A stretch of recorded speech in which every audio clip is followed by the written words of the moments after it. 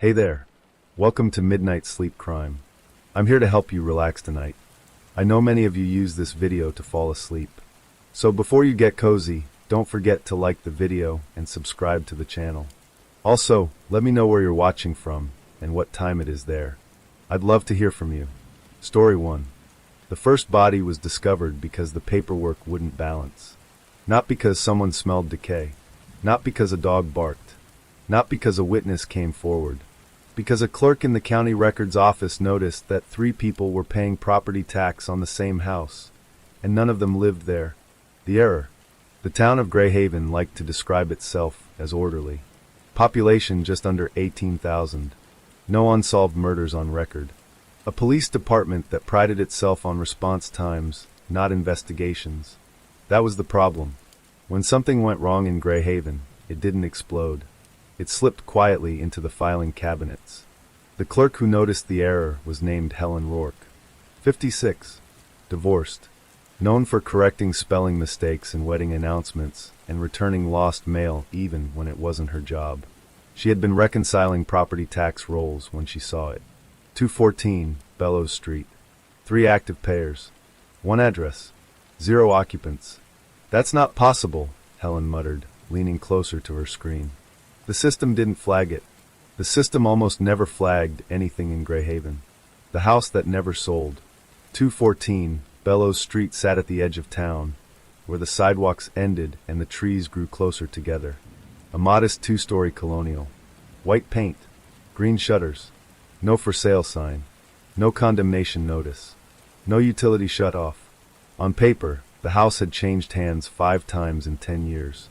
In reality, no one had seen anyone live there in at least 6. Helen checked the names attached to the payments. Daniel Cross. Marlene Pike. Estate of Thomas Avery. All marked as current. All paying on time. Helen frowned. People didn't pay property taxes on houses they didn't own. And estates didn't pay taxes unless someone was keeping them open. The file that shouldn't exist. She pulled the physical file. It was thin. Too thin. Just a deed transfer form, copied multiple times, each stamped, each signed by different hands, but all notarized by the same person. Notary Paul Kessler. Helen's stomach tightened. Paul Kessler had been dead for 8 years. The first call. Helen didn't call the police. In Greyhaven, you didn't do that unless you had to. She called the assessor's office, then the probate clerk, then the zoning board. No one answered. By noon, she was alone in the records room, surrounded by silence and the low hum of fluorescent lights. She locked the door, and that's when she noticed the second thing. The file for 214 Bellows Street was warm. Not metaphorically, physically. Enter Detective Mara Vale. Detective Mara Vale arrived at City Hall at 2:37 p.m. because Helen finally did what she hated most. She escalated. Mara had been with the department 12 years and hated property cases. No blood. No urgency. Just paper. Until she saw the file. This house has 3 owners? Mara asked. According to the town, Helen replied. And one of them is dead. And one of them doesn't exist. Mara looked up slowly. What do you mean doesn't exist? Helen swallowed. There's no birth record. No employment history. No social security activity before the house purchase. Mara closed the file. Show me the house. The first visit. The front door wasn't locked. That bothered Mara immediately. Inside, the house smelled clean. Too clean. No dust. No furniture. No signs of habitation. But the walls told a different story. Indentations where pictures had hung. Scuff marks that suggested repeated movement in the same paths. And in the dining room, faint lines etched into the hardwood floor. Not scratches. Measurements. Mara crouched. These are height marks, she said quietly. For a child? Helen asked. For multiple, Mara replied. The basement. They almost didn't go down. Almost. The basement door stuck as if resisting. When it finally opened, the smell changed. Not rot. Paper. Old paper. The basement was lined with filing cabinets. Hundreds of them. Each labeled by year. Each drawer locked. Helen whispered, "Why would a house need records like this?" Mara didn't answer. She already knew. The first drawer. It took 15 minutes to pry one open. Inside, folders. Not property records. People. Names. Addresses. Dates. And a stamp across the top of each file. Relocated. No further action. Mara felt her pulse spike. Relocated where? Helen asked. Mara picked up a folder at random. Inside was a single photograph. A woman standing in front of a house. 214, Bellows Street. On the back, written in pen. Final occupancy confirmed. The discovery. They didn't find bodies. Not at first. They found proof of erasure. Entire families processed through a system that existed nowhere else in the town's records. Birth certificates marked inactive. School enrollments closed mid-year. Employment histories ending without termination. All tied back to one address. All signed off by the same rotating set of town officials. Some retired, some promoted, some dead. "This isn't a house," Helen whispered. "It's a processing site," Mara said. "For what?" Mara looked at the basement walls. For a moment, she thought she saw writing beneath the paint. Names. Scratched over. Hidden badly. For people Greyhaven decided it didn't need, she said. The first body. They found him behind the third cabinet. A skeleton. Seated. Hands folded neatly in his lap. No trauma. No bindings. Just waiting. In his jacket pocket was a laminated card. Thomas Avery, Municipal Relocation Coordinator. Cause of death, unknown. Time of death, years ago. And no missing person report had ever been filed. The phone that rang. As Mara stared at the remains, her phone buzzed. Unknown number. She answered. A man's voice spoke calmly. "You weren't supposed to open that file." Mara straightened. "Who is this?" A pause. Then, "The town doesn't like being remembered." The line went dead. The lockdown. By evening, City Hall was closed. The mayor issued a statement about a records discrepancy. Police tape went up around 214 Bellows Street. And somewhere in Greyhaven, drawers were being emptied. Files burned. Phones destroyed. Too late. Because the house had already been opened. And it had been waiting a very long time. Greyhaven did not wake up afraid the morning after the body was found. It woke up efficient. Trash trucks ran on time. The high school bell rang at 7:45 a.m. sharp. Coffee shops opened, registers balanced, receipts printed. The town did not panic because panic required acknowledging something had gone wrong. And Greyhaven had spent decades perfecting a system where nothing ever officially went wrong. The quiet order. Detective Mara Vale watched the town from her unmarked car parked across from City Hall. Yellow tape still blocked the front entrance, fluttering in the breeze like a half-hearted warning.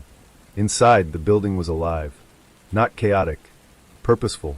People moved with clipboards and bankers' boxes, smiling too easily, nodding too quickly. No one looked confused. No one asked questions. That bothered Mara more than if they had been screaming. She checked her phone. 3 voicemails. 2 emails marked urgent. 1 message from her captain. Stand down on Bellows Street. County will take jurisdiction. Mara snorted. County didn't take jurisdiction on clerical errors. County took jurisdiction when someone needed distance. The name that kept appearing. Back at her desk, Mara pinned copies of documents to a corkboard. Deeds. Transfer forms. Inactive records. And one name that refused to stay buried. Municipal Relocation Coordinator. Thomas Avery hadn't been a city employee. He'd been a function. Every document tied to 214 Bellows Street bore his approval stamp. Not just property transfers, but school withdrawals, voter roll removals, utility closures that left no outstanding balances. A job title that didn't exist on any payroll ledger. A man who existed only in margins and signatures. Ghosts don't file paperwork, Mara muttered. People do. The missing who weren't. Mara requested missing person reports from the last 30 years. The response came back thin. Too thin. Greyhaven averaged 0.6 missing persons per year. National average for a town its size? Nearly 12. You don't lose people here, Mara said quietly to herself. You delete them. She pulled school records. 5 students had vanished mid-semester in the last decade alone. No transfer requests. No disciplinary records. No obituaries. Their names were simply closed. Marked relocated. The second house. It took Mara 2 days to find the second address. Not through records, through patterns. Every relocation approval referenced a processing window, a date range no one else used. And every window overlapped with a single utility anomaly. A power surge, a water usage spike, always within a half-mile radius. The second house sat at 98 Calder Way, smaller, ranch style, beige siding, owned by no one, paid for by an account labeled civic maintenance. Mara didn't request backup. She didn't want it logged. Inside Calder Way, this house wasn't empty. It was paused, furniture covered in sheets. A calendar on the wall flipped permanently to October 1998. A child's drawing still taped to the fridge. Mara moved slowly. Every step echoed too loudly, as if the house was listening. In the hallway, doors on both sides. Bedrooms. In one, bunk beds.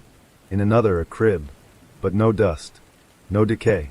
Like the occupants had stepped out briefly and never been allowed back. The closet. The master bedroom closet door was heavier than it should have been. Behind it, another door. Steel. Unlabeled. Unlocked. Mara felt her hand tremble as she pulled it open. Inside was not a room.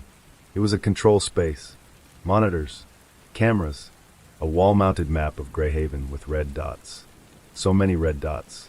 Each labeled with dates. Each connected by thin marker lines that led back to Bellows Street and Calder Way. And a third location circled in black. The recordings. The monitors flickered on when Mara stepped inside.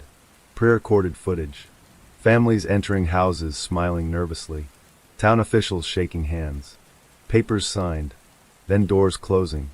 The footage always cut before what happened next. Except one. A grainy clip from 2003.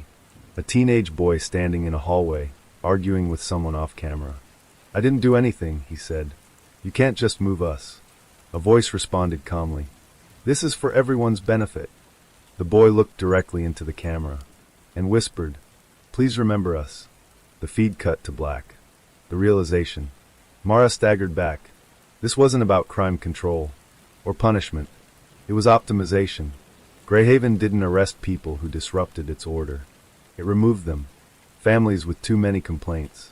Students with behavioral issues. Residents who asked too many questions. They weren't killed. They were processed, reassigned, vanished, and the town rewrote itself around their absence. The system. Mara traced the lines on the map. Every red dot corresponded to a town employee's tenure. A rotating responsibility. No single architect. No mastermind. Just a system that taught itself. Each generation inherited procedures without asking why. Because asking created inefficiency, and inefficiency led to relocation. The phone call. Mara's phone rang. Unknown number. She answered. "You found Calder Way," the voice said. Same as before. Calm. Controlled. "Who are you?" Mara demanded. "I'm the current coordinator." Mara's blood ran cold. "That position doesn't exist. It exists because the town needs it." "People died," Mara snapped. A pause. "No," the voice replied. "People ended. The offer. We can make this easier," the voice continued. "You're disruptive, detective. But you're valuable. You see patterns. You maintain order. You want to recruit me. We want to resolve you." Mara clenched her jaw. "I won't disappear." Another pause. Then, "No one ever thinks they will." The line went dead. The first name. Mara returned to the board. Added a new pin. Her own. Detective Mara Vale. She understood now. Greyhaven never filed missing person reports because it never considered anyone missing. Only processed. Only complete. And the system had just noticed her. The town meeting. That night, an emergency town hall was announced. Mandatory attendance. Agenda, civic transparency and reassurance. Mara sat in the back. Watched the mayor smile. Watched familiar faces nod. Watched a machine reassure itself. She spotted Helen Rourke across the room. Pale. Terrified. Already marked. The warning. A note slid under Mara's chair. Handwritten. 3 words. "Stop digging. Or move." Mara folded it slowly. She looked at the exits. At the faces. At the town that believed it was clean because it erased its stains. She stood and walked out. Because if Greyhaven was a system, Then systems could be broken, but only if someone remembered what they were built to forget. The first file appeared on Mara Vale's desk without being logged. No routing slip, no timestamp, no clerk's initials in the corner. Just a thin manila folder sitting squarely at the center of her workspace when she returned from lunch, as if it had always been there and her memory was the only thing out of place. Mara stood over it for a long moment, hand hovering. In Greyhaven, nothing arrived without a trail. Except this, the name on the tab. She opened the folder slowly. Inside, 3 sheets of paper, slightly yellowed, edges soft from age. At the top of the first page, relocation summary, confidential. Below it, a name. Emma Rourke. D.O.B. April 12, 1994.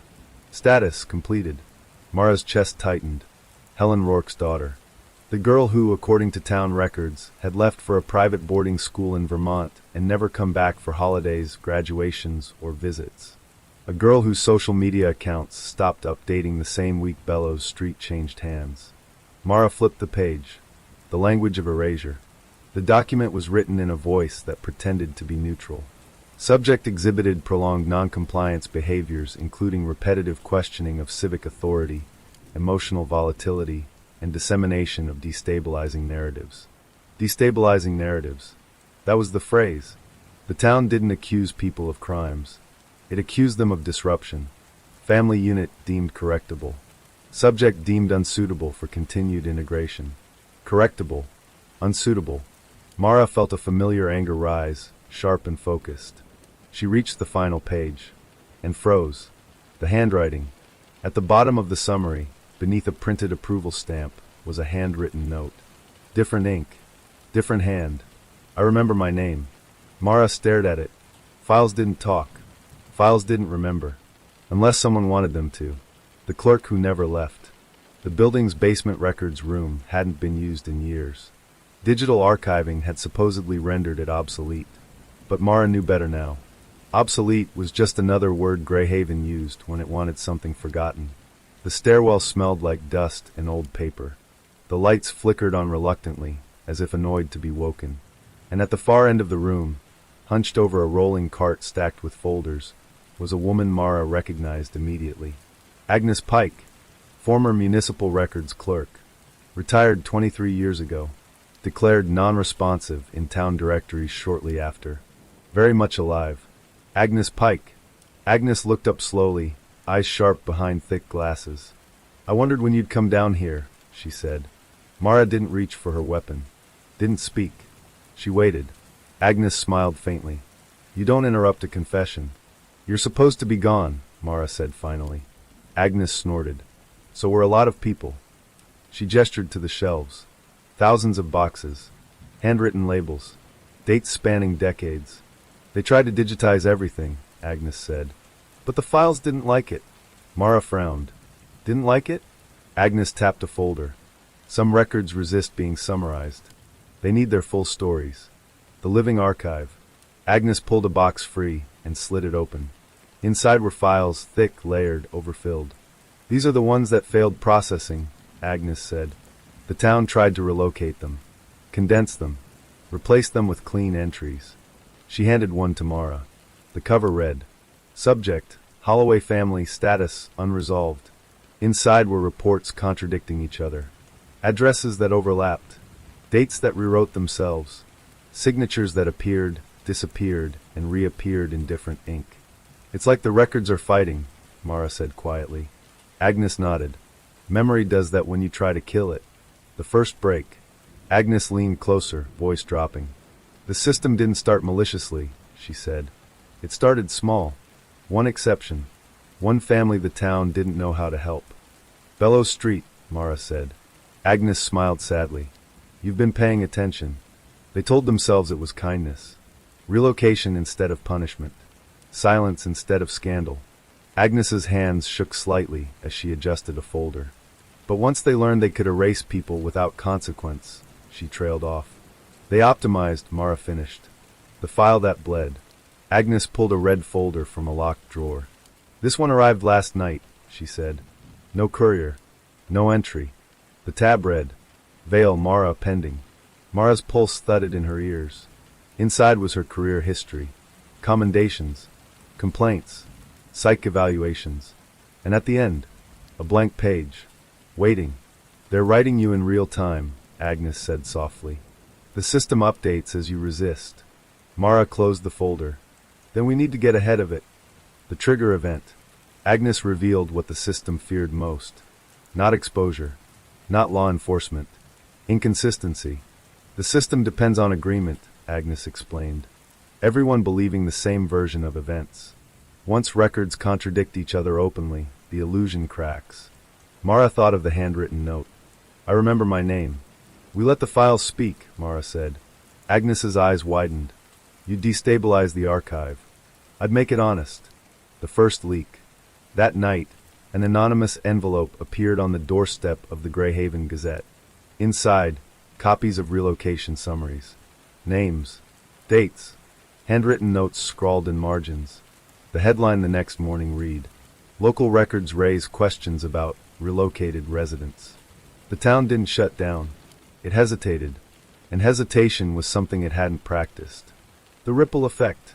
By noon, 3 residents showed up at City Hall asking for records corrections. By evening, a teacher demanded to know why a former student's transcript ended mid-sentence. The system responded the only way it knew how. It flagged. Red dots multiplied. Too many. The map began to choke on its own logic. The system pushes back. Mara's badge stopped opening doors. Her car wouldn't start. Her bank account showed a temporary administrative hold. Administrative. Always that word. Her phone rang. You're causing errors, the coordinator said calmly. I'm telling the truth, Mara replied. There's a difference. Agnes's confession.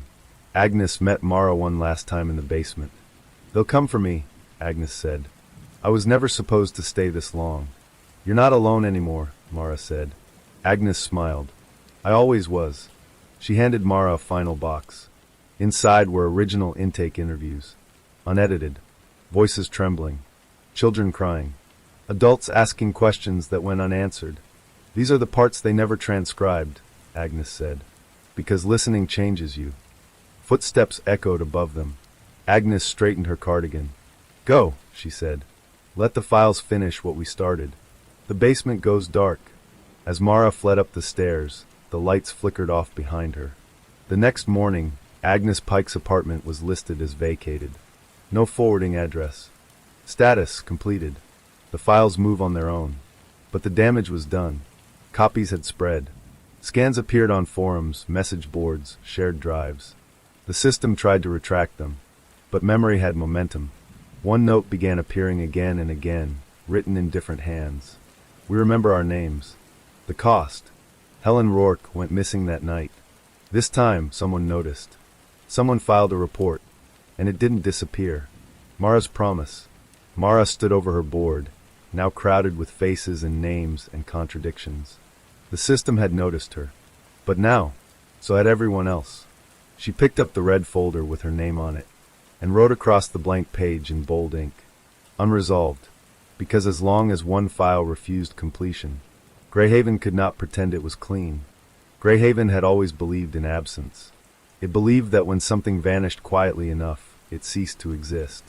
That memory, like dust, could be wiped away if no one bothered to look closely. But the morning after Helen Rourke disappeared, the town learned something new. Absence could be loud. The report that stayed open. Officer Daniel Cross filed the missing person report at 6:42 a.m. Helen Rourke, age 53, last seen leaving her home the previous evening. He submitted it the way he'd submitted dozens before, expecting the familiar result. A delay, a clerical correction, a quiet status change to relocated. Instead, the system stalled. An error message appeared on his screen. Status update failed. Record locked. Cross frowned and tried again. Same message. Across town, at the county server hub, an alert triggered for the first time in 37 years. Unresolved case detected. The town notices. By mid-morning, Helen's neighbors were talking. Not whispering. Talking. Because this time, the police didn't shrug. This time, the patrol car stayed parked outside her house. This time, the tape went up and didn't come down. Someone posted a photo online. Someone else shared it. And suddenly, Greyhaven was looking at a familiar sight through unfamiliar eyes. A missing woman. Not relocated. Not processed. Missing. The names that came back. It started with one call to the station. Then another. Then 10 more. My sister lived on Calder Way, a woman said shakily. She never came back. You told us she moved. A man arrived in person, clutching an old yearbook. My son disappeared junior year. His records say he transferred. He didn't. A retired teacher stood in the lobby, hands trembling. I remember those kids, she said. They didn't leave. They were taken out of conversation. The desk sergeant didn't know what to say, because the system wasn't erasing these complaints. It was logging them. The wall of faces. Mara Vale returned to the precinct to find the hallway transformed. Photographs taped to the walls. Printed screenshots. Handwritten names. Someone no one would admit who had started a display. A timeline. Decades of faces arranged by year. Each marked with the same word. Relocated. Except now, beneath many of them, someone had added something else. Remembered. Mara felt a lump rise in her throat. The files hadn't just leaked. They had infected the town with memory. The mayor speaks. At noon, Mayor Edwin Hale held a press conference. He smiled. That was his first mistake. Greyhaven remains a safe and orderly community, he said. Recent rumors regarding municipal records are being addressed internally. A reporter raised her hand. Mayor Hale, can you explain why dozens of residents are listed as relocated with no destination? Hale's smile tightened. These are outdated administrative terms. Another voice called out. Why does outdated keep happening to the same families? Silence. Cameras leaned in. For the first time, the mayor looked uncertain. The system overload. Behind the scenes, the system was failing. Red flags stacked faster than they could be cleared. Automated responses contradicted one another. Records locked themselves when accessed too often. It had never been built for scrutiny. Only compliance. The map at Calder Way updated frantically. Red dots pulsed. Some turned yellow. Some refused to categorize. The system had a word for this state. Destabilization. The people who remembered. That evening, the first vigil formed. Not organized. Not permitted. Just people standing in the park with candles and printed photos. Names were read aloud. Some choked mid-sentence.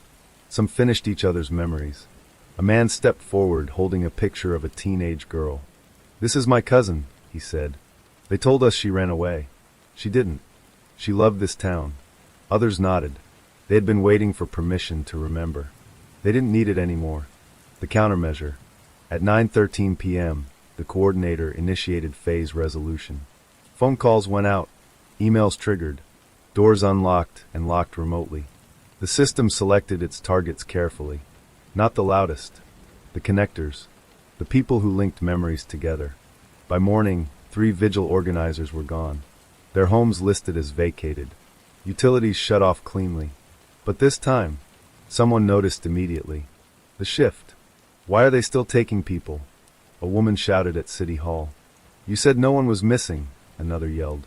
Police stood uncertainly between the crowd and the doors. They weren't trained for this. There was no procedure for a town accusing itself.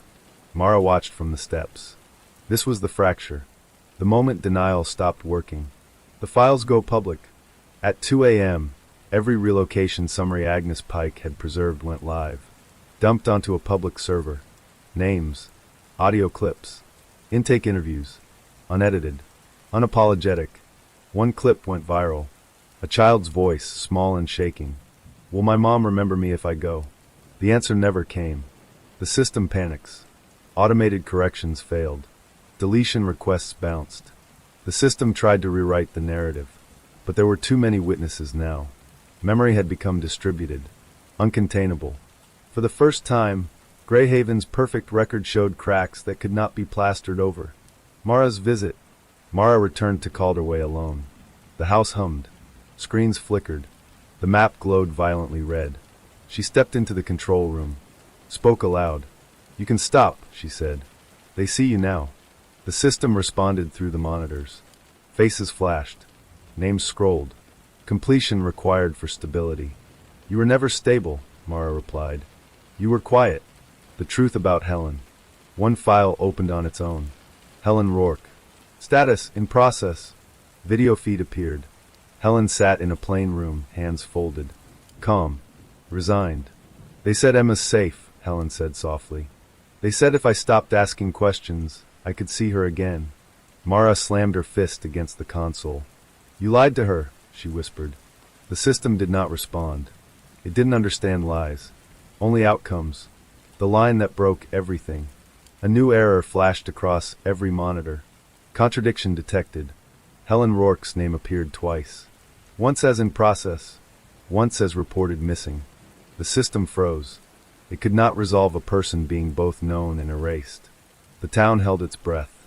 The moment, at dawn, Helen Rourke walked out of Calder Way. Disoriented. Alive. A patrol officer saw her first. Then a neighbor. Then half the street. Phones came out. People ran. Helen collapsed into a stranger's arms. And in that moment, Greyhaven lost its ability to pretend. What followed? More doors opened. More people emerged. Not all, but enough. Enough to prove the lie. Enough to end the silence. Mara's realization. Standing amid the chaos, Mara understood the truth. The system hadn't been defeated by force. It had been defeated by being seen. People stopped being missing when others refused to forget them. And once that happened, Greyhaven would never be clean again. The rooms had always been there. That was the worst part. They weren't hidden beneath trapdoors or buried miles underground. They weren't secret chambers carved into rock or steel. They were ordinary rooms, municipal offices, spare bedrooms, storage spaces, used so often, so routinely, that no one thought to question what they absorbed. And after decades of silence, they had learned how to listen. The first survivors spoke. Helen Rourke was taken to county medical under protective custody. By noon, her story was no longer contained. A nurse overheard her speaking to a detective. A paramedic repeated a sentence he couldn't forget. A clerk wrote down a phrase on a sticky note and stuck it to her monitor. They never hurt me, Helen had said. They just kept waiting for me to stop asking. That sentence spread faster than any official statement, because it didn't sound like madness. It sounded like policy. The safe room. Mara visited Helen that evening. The hospital room was quiet. Curtains half drawn. A faint hum of machines. Helen looked older than she had in the photos. Smaller. But her eyes were sharp. They told me I was being protected, Helen said without preamble. That my questions were putting Emma at risk. Mara sat beside her. Did you ever see your daughter? Helen shook her head. They showed me recordings. Said they were recent. She laughed once, bitter and dry. I know now they were just rooms. Playing old moments on a loop. What rooms? Mara asked. Helen closed her eyes. The ones that listen. The waiting spaces. Helen described them slowly, carefully, as if afraid the words themselves might activate something. Plain rooms. Neutral colors. No clocks. People sat inside them for hours or days. Sometimes alone. Sometimes together. No guards. No restraints. Just voices through speakers. Calm. Patient. Encouraging compliance. They'd repeat things back to you, Helen said. Things you said days earlier. Things you didn't remember saying out loud. Mara's stomach tightened. They were recording you. Helen nodded. Not just words. Tone. Hesitation. Guilt. She looked at Mara. They weren't waiting for us to break. They were waiting for us to agree. The rooms remembered everything. At Calder Way, the control room no longer responded. But the house itself had changed. Mara walked through it with a forensic team, cameras rolling, documentation mandatory now that the county had taken over. Walls that should have been hollow revealed insulation packed tight with wires. Behind light switches, microphones. Inside vents, sensors. Beneath carpets, pressure pads worn thin in specific spots. They mapped behavior, one tech muttered. Not movement. Patterns. Bedrooms weren't sleeping spaces. They were observation environments. The house hadn't been empty. It had been listening. The architecture of compliance. Greyhaven's municipal buildings were next. The courthouse. City Hall. The old civic annex marked for demolition years ago. Every place where people waited. Every place where they were told to be patient. Mara followed the sound engineer's hand as it traced wiring along a hallway ceiling. These walls resonate differently, he said. They've been retrofitted. Sound dampening on the outside. Amplification inward. Like an ear, Mara said. Like a memory, he corrected. The room under City Hall. They found it by accident. A janitor complained about a locked door that hadn't been there before. Behind it, a staircase leading down. The room at the bottom was circular. No furniture. No windows. The walls were smooth, pale, and faintly scarred, as if something had been written and erased repeatedly. When Mara stepped inside, her radio crackled. Then, her own voice echoed faintly through the walls. "You can stop," it said. Her blood ran cold. The room wasn't playing recordings randomly. It was responding. The confession chamber. Helen recognized it immediately when shown footage.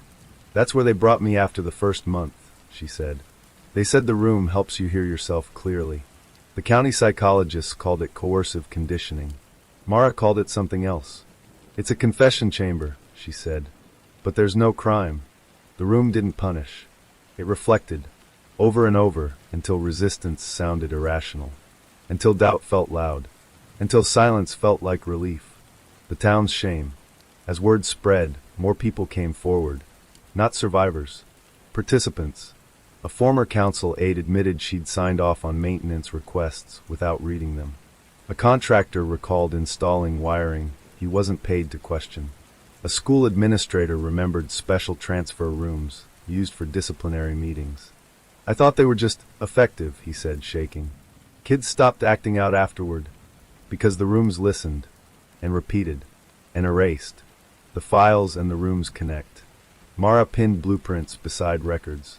Dates aligned. Renovations coincided with relocation spikes. Whenever a room was upgraded, the system's efficiency improved.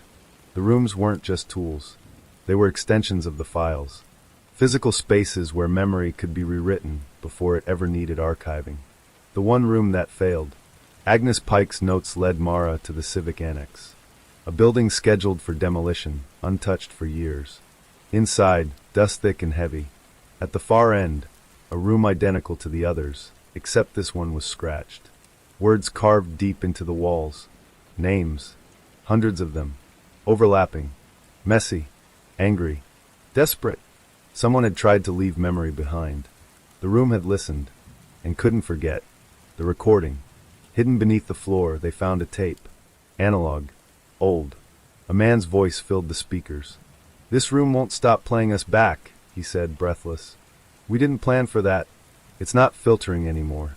A woman sobbed in the background. "We told them silence was cleaner," she whispered. "But this remembers everything." The tape ended with a decision. Seal the room. Abandon the annex. Pretend it never worked. The system's limitation. Mara understood then. The system could erase people, but it couldn't erase places the same way. Rooms absorbed residue. Tone. Emotion. Fear. And once saturated, they turned against the silence. They became witnesses. The survivors returned. County officials made a mistake. They invited survivors back into Grey Haven for testimony. They used the rooms. Old habits. In the courthouse interview chamber, a man named Daniel sat shaking. "They keep repeating my name," he whispered, "even when no one's talking." The recording equipment captured it. A faint chorus. Names spoken softly through the walls. Dozens. Hundreds. The press heard it. The footage aired that night. The walls speak. The headline read, "Grey Haven rooms appear to play voices of the missing." Skeptics called it acoustics. Experts disagreed. The frequencies matched archived audio files. The rooms weren't haunted. They were overloaded. Decades of suppressed voices leaking back out. The coordinator panics. Mara's phone rang at 3:17 a.m. "You've contaminated the environments," the coordinator said, voice strained for the first time. "They're telling the truth," Mara replied. "They're destabilizing recovery," the voice snapped. "We need to shut them down." "You can't," Mara said softly. "They're not machines anymore." Silence. Then, "We never meant for them to remember." The final revelation. Helen visited the annex room. She traced Emma's name carved into the wall. She didn't cry. "She was here," Helen said, "even if they erased her file." Mara nodded. The rooms had done what the system couldn't. They preserved presence. The town changes. City Hall closed its meeting chambers. Schools sealed their counseling rooms. Doors stayed locked, but memory seeped through anyway. People avoided silence now. They filled spaces with voices. Music. Noise. Because quiet no longer felt safe. Mara's understanding. Standing in the annex, surrounded by names, Mara realized something terrifying.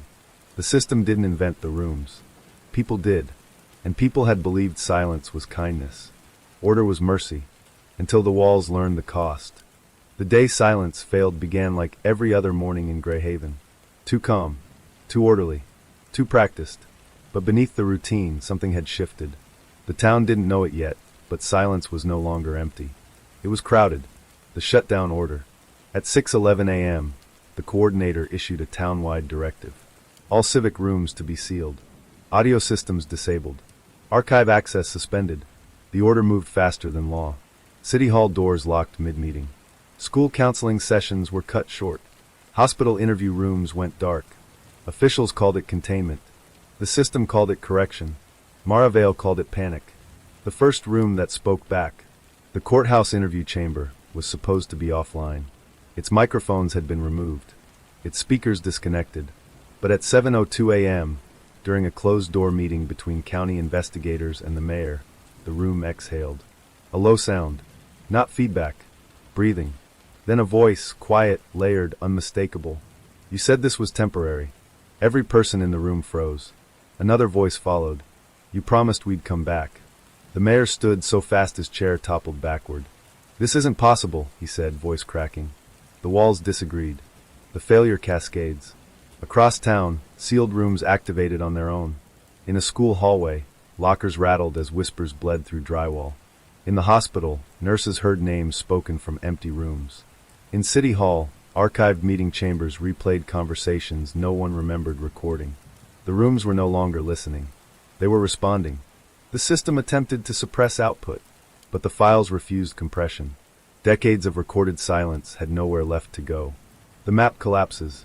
At Calder Way, the control room lit up violently. The map no longer showed red dots. It showed movement. Lines unraveled. Clusters dissolved.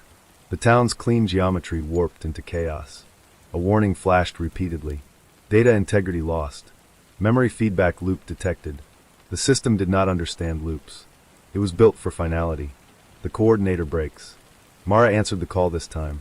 "You did this," the coordinator said, voice shaking. "You let them talk to each other. You let them exist," Mara replied. "That was never the plan," the voice snapped. "They were supposed to resolve." Mara closed her eyes. "You train the rooms to erase disagreement," she said. "But disagreement is memory's immune system." Silence. Then something human slipped through. "We were trying to save the town," the coordinator whispered. "From what?" "From falling apart." Mara's voice softened. It already had.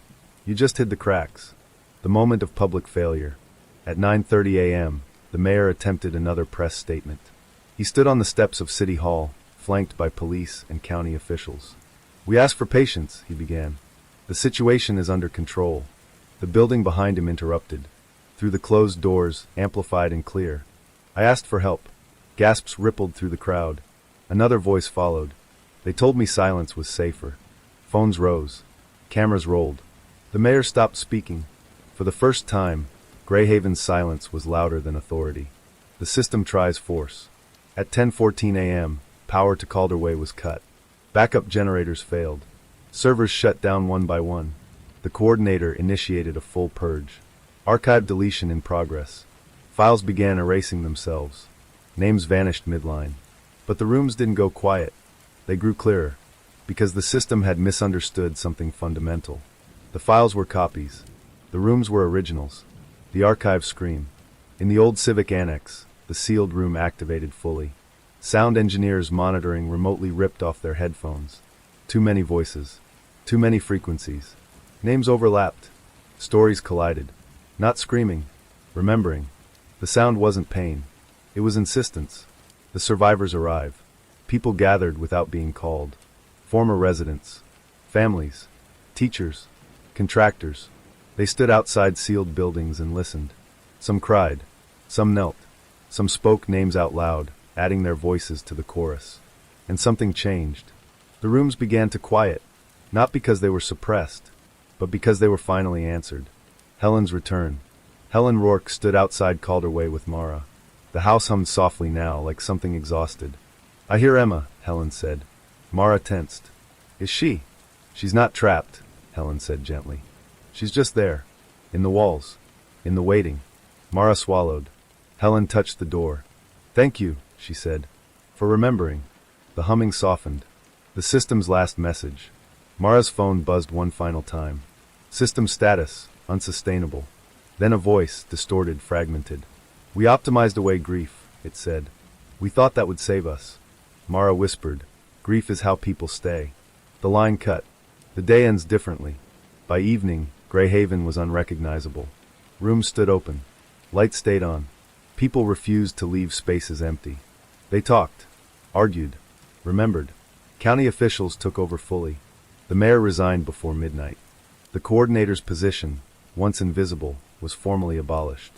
Its records unreadable. Its logic obsolete. What remained? Not everyone returned. Not every story was recovered. But silence no longer held authority. And that was enough to end the system. Mara's final note. Mara added a final line to the board. Silence is not the absence of sound. It is the presence of something unspoken. Greyhaven would spend years learning how to listen properly. Not to rooms. To people. Remembering did not feel like victory. It felt like debt. Greyhaven woke the morning after silence failed to a town that could no longer tell itself comforting stories.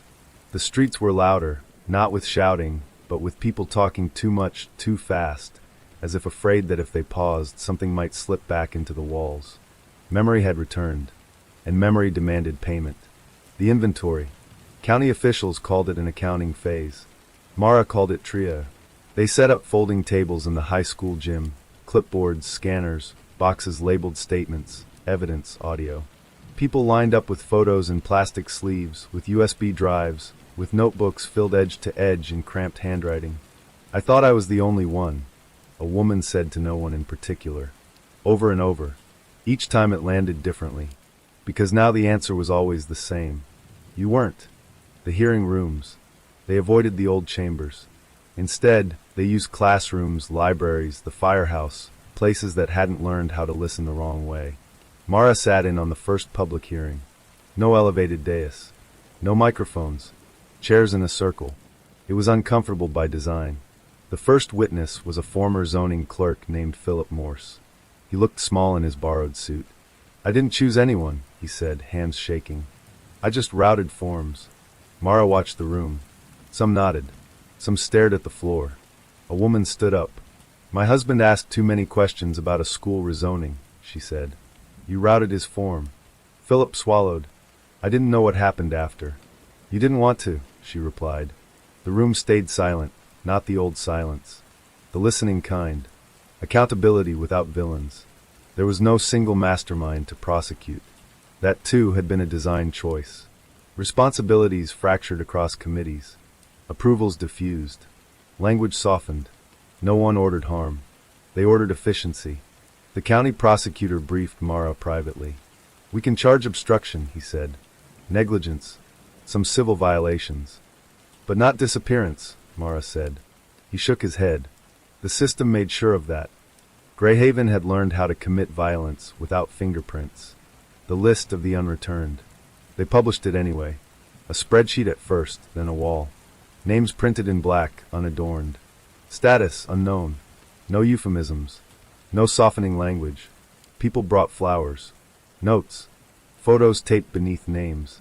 A man stood for hours under one entry, reading the same name again and again like it might change if he stared hard enough. It didn't. Helen's testimony. Helen Rourke insisted on speaking publicly. Mara sat in the back. Helen didn't cry. "I wasn't imprisoned," she said calmly. "I was convinced." She described the waiting rooms, the voices, the promise that compliance would protect her daughter. "I stopped asking questions because they made asking feel selfish," she said, "like my need to know was hurting others." She paused. "That's how they win. They turn curiosity into guilt." The room exhaled. The children who grew up elsewhere. Some returned on their own. Not through the system, through the noise. A young man arrived from 3 states away after seeing a clip online. He stood awkwardly at the edge of the gym until someone asked his name. Daniel Holloway, he said. I think I used to live here. His file said relocated, completed. Daniel remembered a room with green walls and a voice that kept saying this will be easier if you stop fighting it.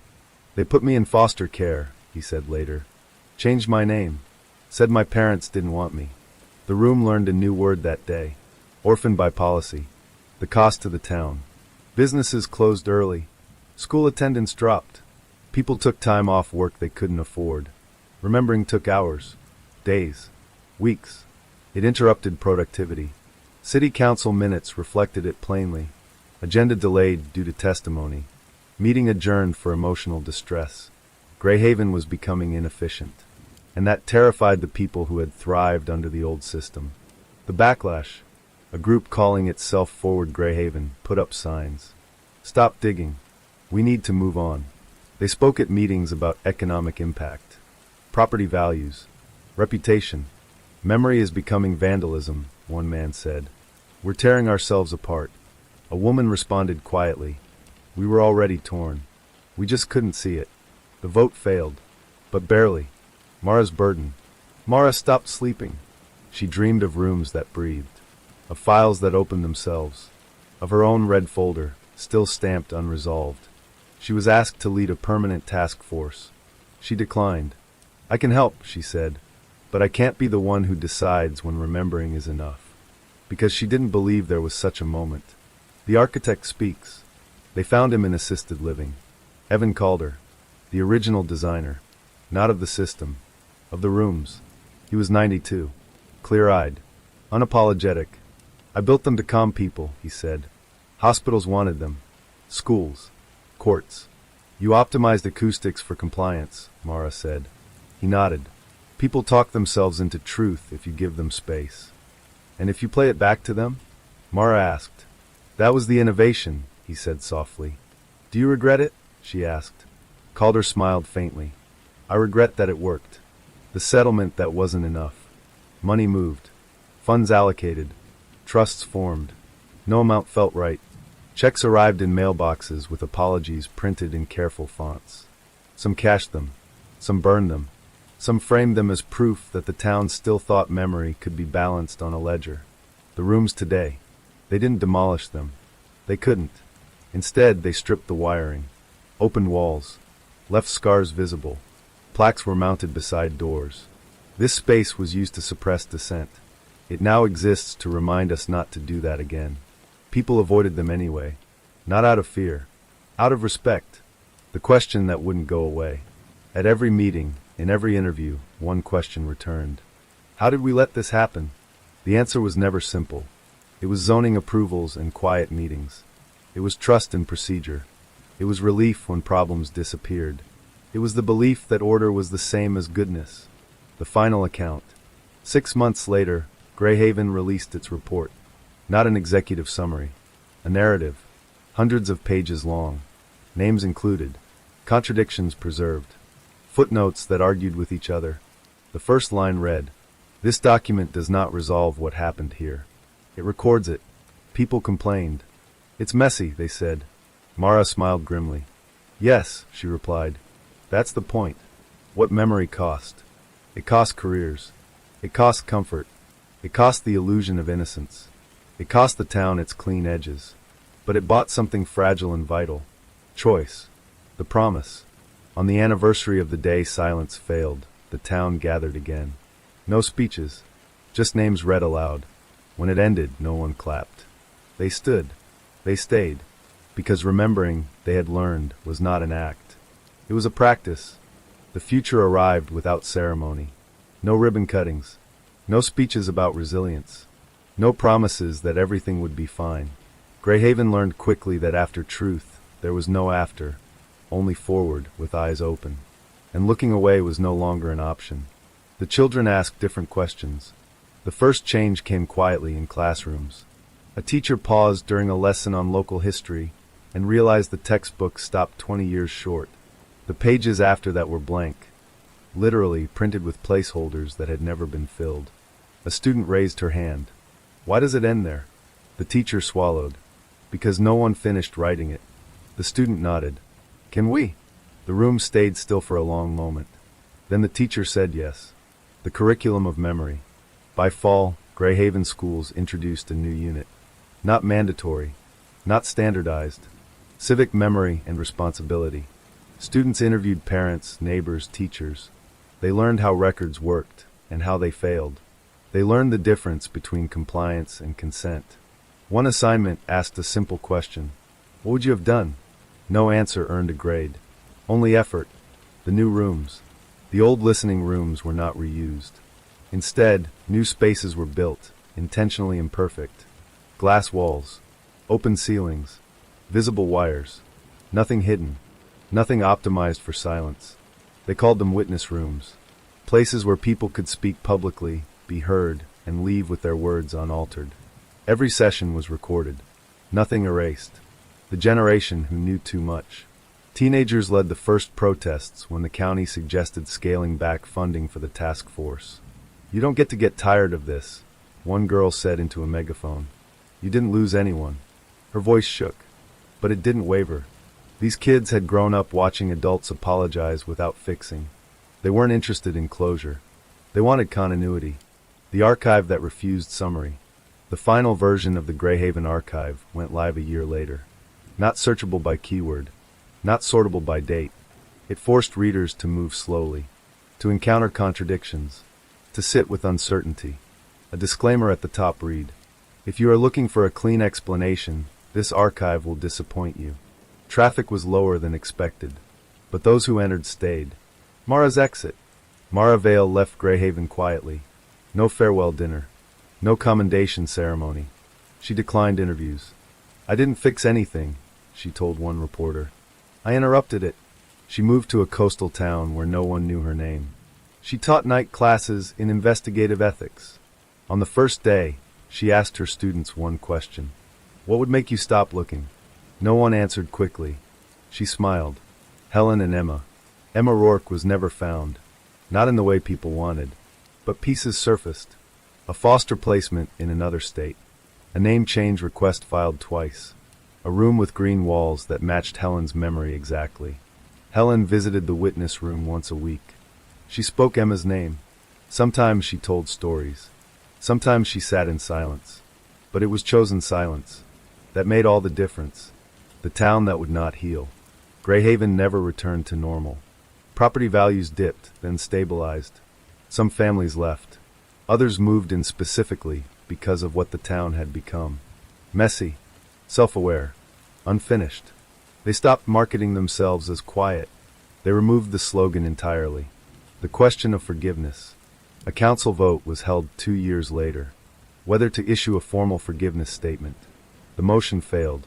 Not because people were angry, but because forgiveness, they decided, was not something a town could grant itself. The cost continues. Memory required maintenance. The archive needed funding. The witness rooms needed facilitators. The stories needed retelling as people aged and forgot details. It was work, unending, and finally honest. The warning passed on.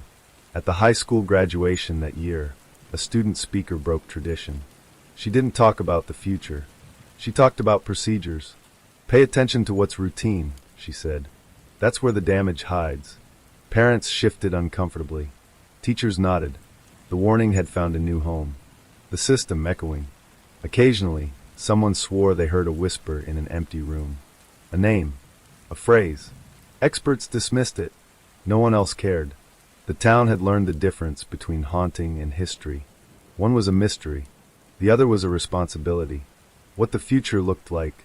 It wasn't hopeful. It wasn't bleak. It was attentive. And that, Greyhaven learned, was enough. Silence, Greyhaven had learned, was not the absence of sound. It was a location, and there was one place it still lived. The map that didn't belong. The map arrived folded inside a plain envelope, no return address, no stamp, hand-delivered to the witness room's front desk. It wasn't old. That was the first unsettling thing. Fresh ink, clean creases, modern satellite detail. But someone had taken the time to erase things.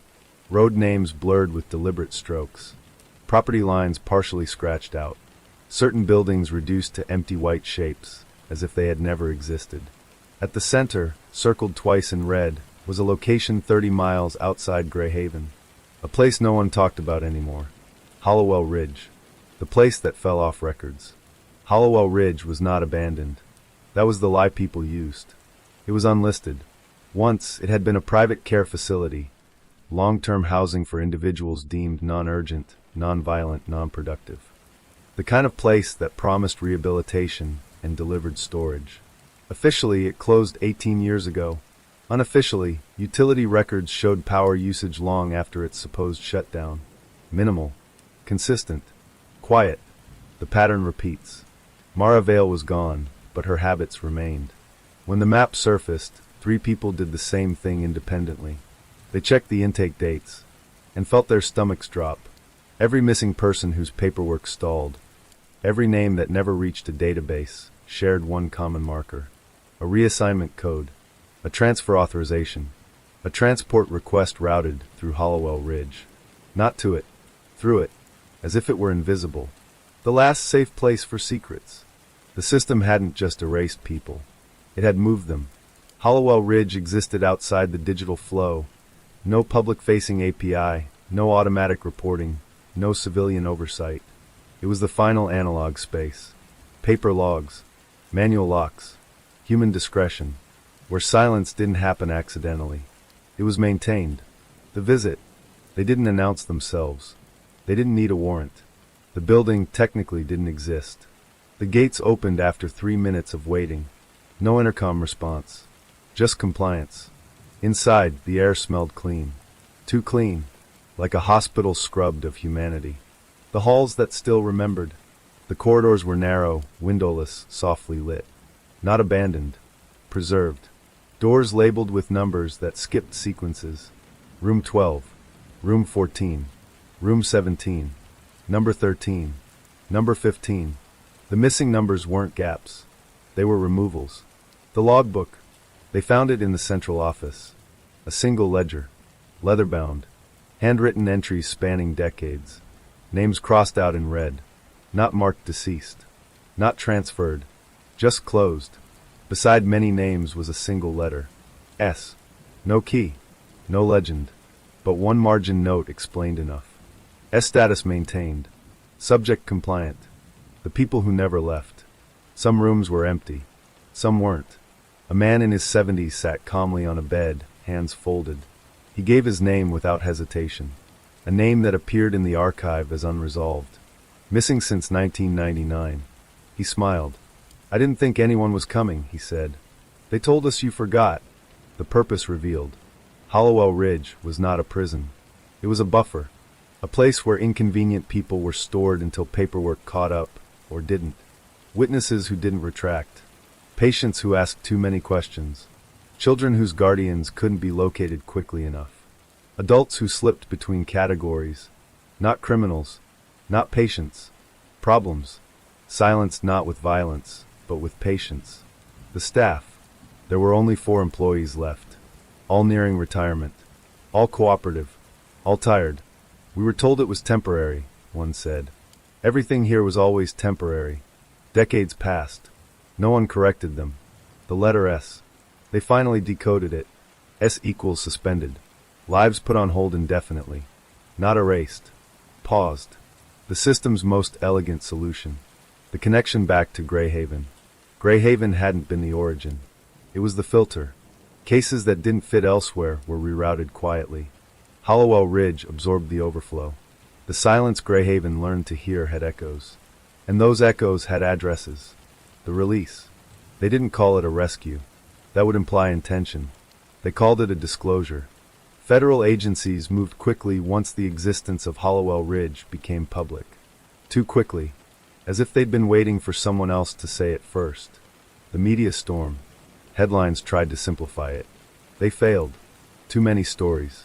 Too many contradictions. Too much shared responsibility. This wasn't a scandal. It was infrastructure. The question no one asked. Why had the silence lasted so long? Because everyone benefited. Families got closure they didn't question. Departments cleared backlogs. Budgets balanced. Errors hidden politely. Silence wasn't imposed. It was accepted. Emma again. Emma Rourke's name appeared once in the ledger. Then again. Then crossed out. Then rewritten. Transferred out. Destination. Unlisted foster coordination. Not Hollowell Ridge. But adjacent. Close enough to touch. Far enough to deny. The last door. At the end of the east wing was a door with no number. Inside was an empty room. No bed. No desk. Just a microphone mounted on the wall. Disconnected. A chair bolted to the floor. This wasn't storage. It was rehearsal, where people learned what silence cost. The final truth. The system had not failed. That was the hardest realization. It had worked exactly as designed. Efficiently. Quietly. Humanely on paper. What couldn't stay hidden? Once Hollowell Ridge was exposed, similar facilities surfaced. Different names. Same architecture. Same ledgers. Silence had a blueprint. The last place falls. Hollowell Ridge was shut down within weeks. The building sealed. The land seized. The ledger digitized, then locked behind court orders. But the damage was already loose in the world. The aftermath. Greyhaven watched from afar. The town that learned to listen now heard the noise spreading outward. They understood something others didn't yet.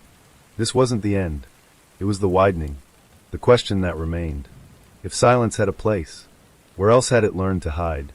There is a moment after silence breaks when the noise feels unbearable.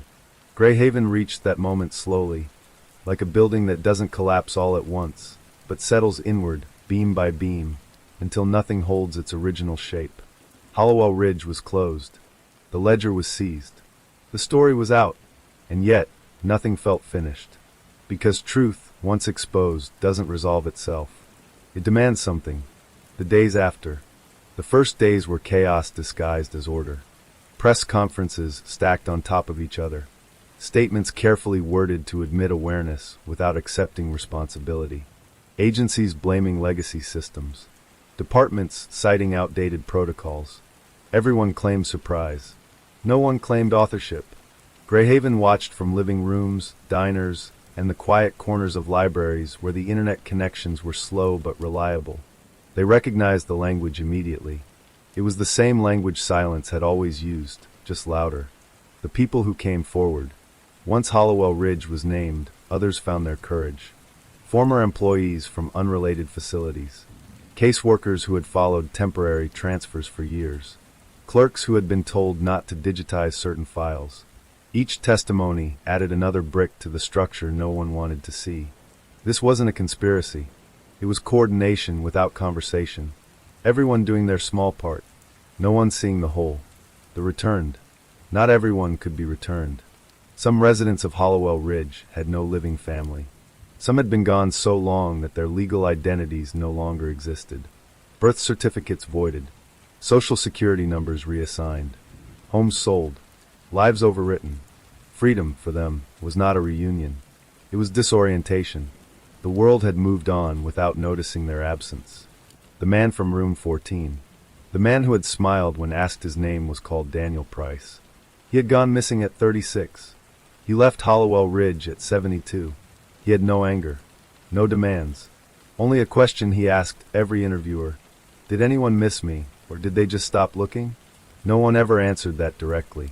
The system tries to survive. Within weeks, new terminology emerged. Administrative detention. Protective holding. Non-custodial suspension. The architecture of silence attempted to rename itself. It always had. The difference now was exposure.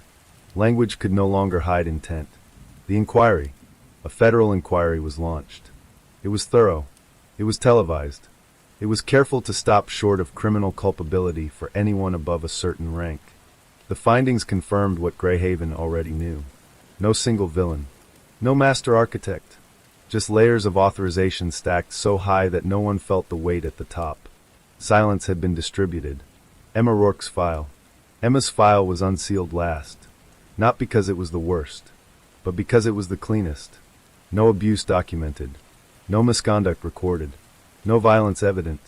Just a child moved between systems until she aged out of visibility. Her disappearance was not dramatic. That was the point. She had not fallen through cracks. She had been guided gently into them. The truth about Mara Vale. Mara's role was clarified in internal documents. She had not created the system. She had maintained it, improved it, refined the pathways that allowed inconvenient cases to vanish without friction. She believed genuinely that she was preventing chaos, that unmanaged truth would break institutions. She was wrong, but she was never uncertain. The cost of knowing. Greyhaven didn't celebrate. There were no parades, no sense of victory, only an exhaustion that settled deep. Knowing didn't feel like relief. It felt like responsibility, and responsibility has weight. The question of guilt. Who should be punished? The clerks who followed protocol? The supervisors who approved transfers? The policymakers who designed ambiguity into law? The inquiry concluded with a phrase that angered everyone. Systemic accountability, which meant everyone, and therefore no one. The changes that followed. Some reforms were real. Mandatory digital audits, cross-agency visibility requirements, civilian oversight boards with actual power. Some were cosmetic. New forms, new acronyms, new promises. Greyhaven learned to tell the difference. Once you hear silence, you don't forget its tone. The empty building, Hollowell Ridge, remained sealed. No demolition, no redevelopment. The land stayed untouched. Officials said it was pending investigation. Locals understood something else. The building had become evidence, and evidence is dangerous to erase. The room with the microphone. That room was never officially explained. No documentation, no purpose listed, no funding source identified. It appeared in no budgets. Yet it existed. A place designed not to record sound, but to remind people they were being heard, even when no one was listening. Greyhaven after. The town changed subtly. People asked follow-up questions now. Forms were read twice. Unanswered emails were noticed. Not because they trusted the system less, but because they trusted silence never. The ones who couldn't adapt. Some residents missed the old quiet. They wanted the comfort of not knowing. They wanted to believe the problem had been removed with Hollowell Ridge. They didn't last long in public conversations. Truth had made retreat difficult. The final report.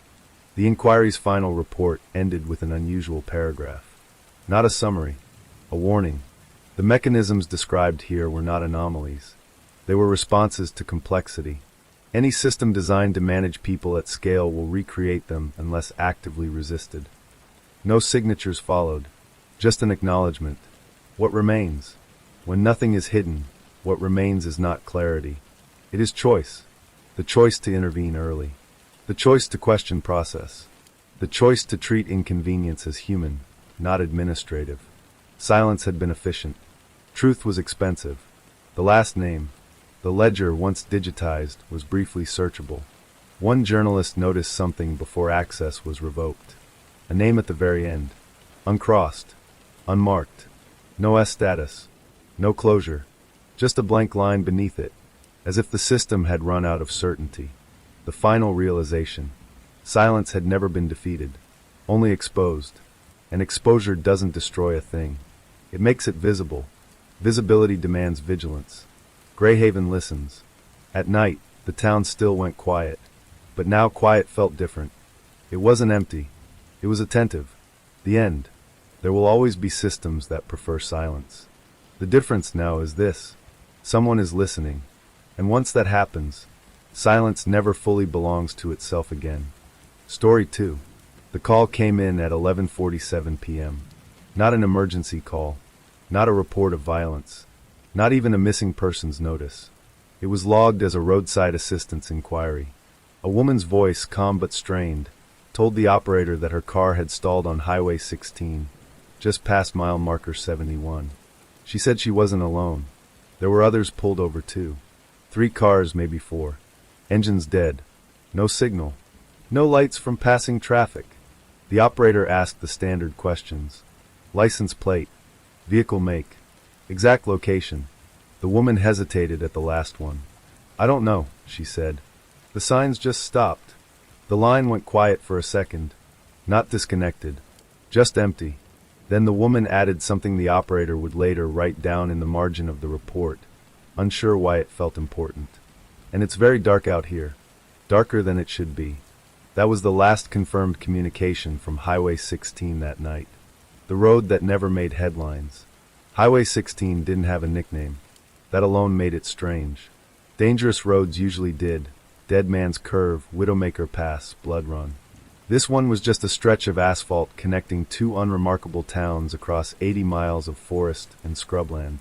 No scenic overlooks. No gas stations after sunset.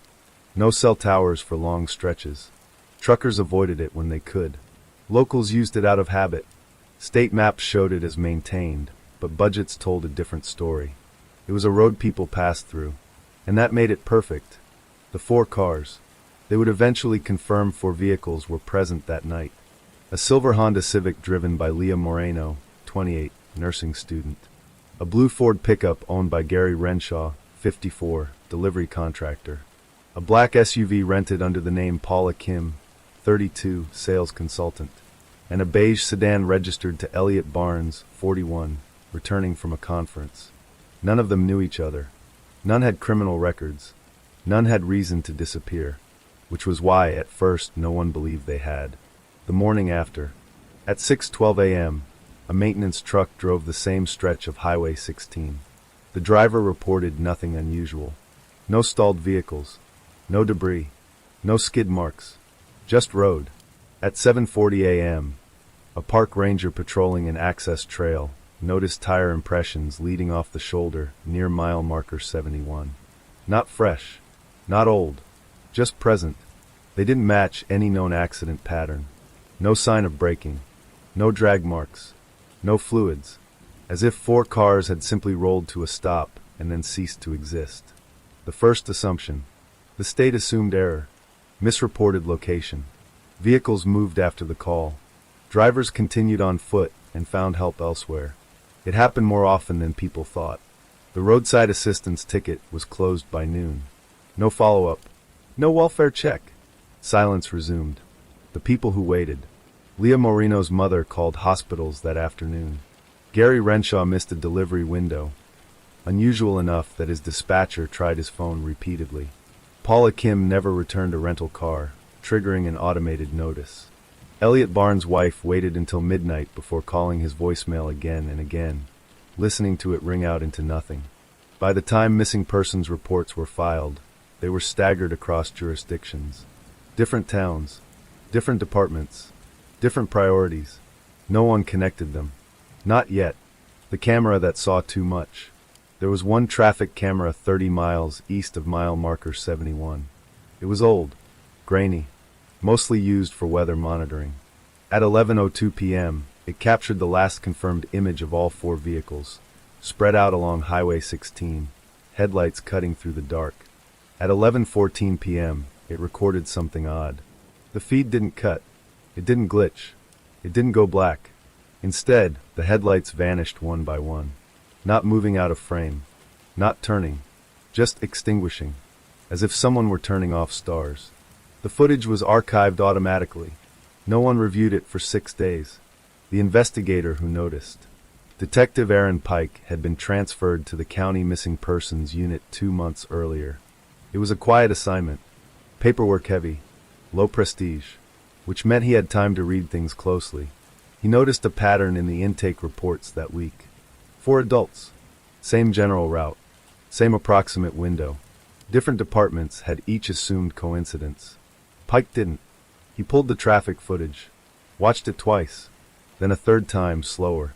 At 11 hours 13 minutes and 47 seconds, the camera's exposure adjusted slightly, reacting to a sudden absence of light. Pike paused the frame, zoomed in, and felt his throat tighten. The shoulder that wasn't there. The shoulder near mile marker 70, one appeared wider in the footage than it did on official maps. Too wide, as if the road had been altered. Pike drove out there himself. Daylight revealed nothing unusual. The shoulder was narrow, standard, unremarkable. But Pike had learned something early in his career. If a place looks different at night, believe the night. The second look, he returned after sunset. No moon. No traffic.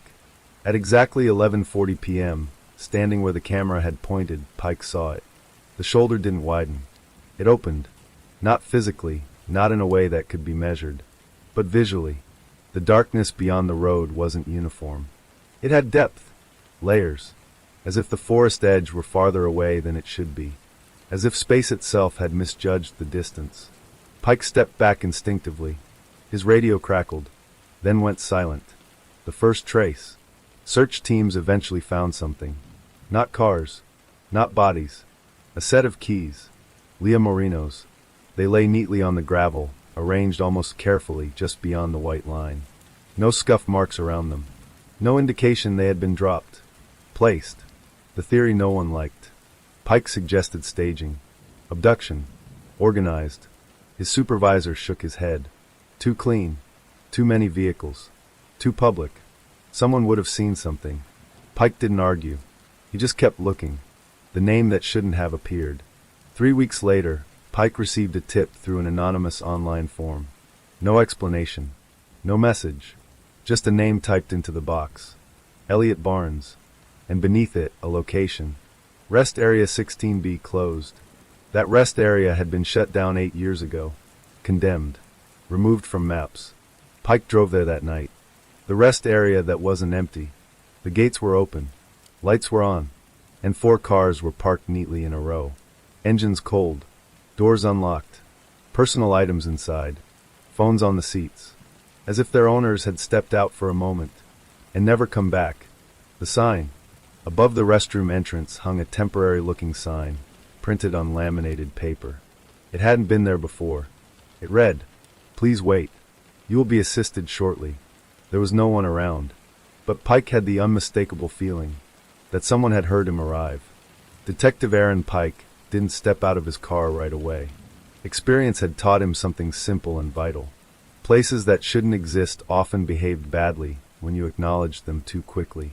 The rest area sat beneath flickering sodium lights, too bright for a facility officially closed for nearly a decade. For vehicles lined up perfectly in the parking slots, evenly spaced, noses pointed toward the building as if instructed. None of the engines were warm. None of the tires carried fresh road dust. They had arrived and stopped, without the usual signs of travel. Pike shut off his headlights. The silence deepened. Not the quiet of empty space, but the quiet of waiting. The rest area that refused to age. Rest Area 16B had been condemned after repeated flooding issues. Structural rot. Sinkholes forming beneath the lot. The state had boarded it up, removed it from public maps, and rerouted traffic signage years ago. Yet the asphalt here was smooth. The painted lines were crisp. The trash bins were empty and recently washed. This place wasn't abandoned. It was maintained, just not acknowledged. The cars tell their stories. Pike approached the nearest vehicle, the silver Honda Civic, Leah Moreno's. Her backpack lay on the passenger seat, half-zipped.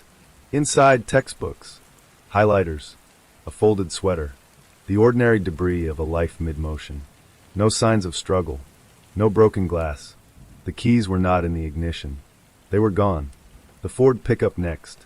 Gary Renshaw's lunch cooler sat open in the cab, sandwich untouched.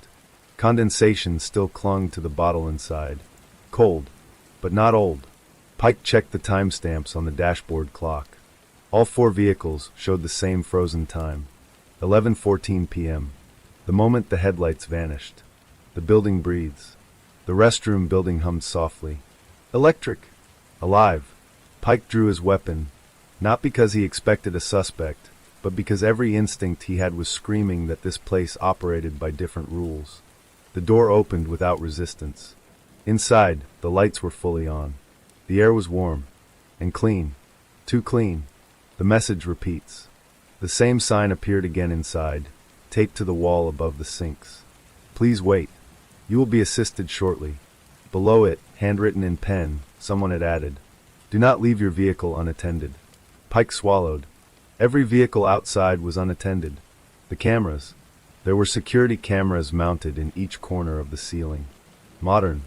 Red indicator lights glowing steadily. Recording. Pike waved a hand experimentally. No reaction. But the sense of being observed did not fade. The sound that wasn't there. No insects. No distant traffic. No wind moving through trees. Sound behaved strangely here, as if absorbed before it could travel. When Pike spoke aloud, just his own name, It felt muffled, like talking underwater. This place wasn't quiet. It was insulated. The first footsteps. He heard them behind him. Slow. Measured. Not rushed. Pike turned fast, gun raised. No one stood there.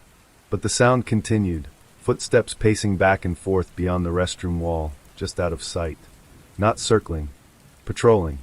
The rules posted too late. In a hallway leading toward what should have been a storage room, Pike found a bulletin board. On it were laminated sheets, neatly arranged. Rules. Welcome to Transit Holding Zone 16B. Remain calm. Do not attempt to leave on foot. Assistance will arrive shortly. Cooperation ensures comfort. Noncompliance extends wait time. At the bottom, in smaller print, this facility exists for your safety. Pike stared at the words. Transit. Holding. Zone. None of those terms appeared in any transportation database he had ever accessed. The log terminal. Against the far wall stood a kiosk, touchscreen, modern, humming quietly. On the screen, check-in complete. Below it scrolled 4 names. Leah Moreno, Gary Renshaw, Paula Kim, Elliot Barnes. Beside each name was a status indicator. Arrived. Not missing. Not detained. Arrived. The date that didn't match. Pike tapped the corner of the screen, triggering a hidden menu. It asked for credentials. He entered his badge number. The screen accepted it. That terrified him more than rejection would have. A new panel opened. Expected stay, undetermined. Purpose, assessment. Exit authorization, pending. And then at the bottom, observer present. The kiosk chimed softly. Pike spun around. The man who didn't introduce himself. A man stood in the hallway now. Middle-aged. Gray jacket. No insignia. No badge. Not threatening. Not friendly. Just present. You shouldn't be here, the man said calmly. Pike kept his gun up. Neither should this place. The man nodded once, as if acknowledging a technicality. Yet here we both are.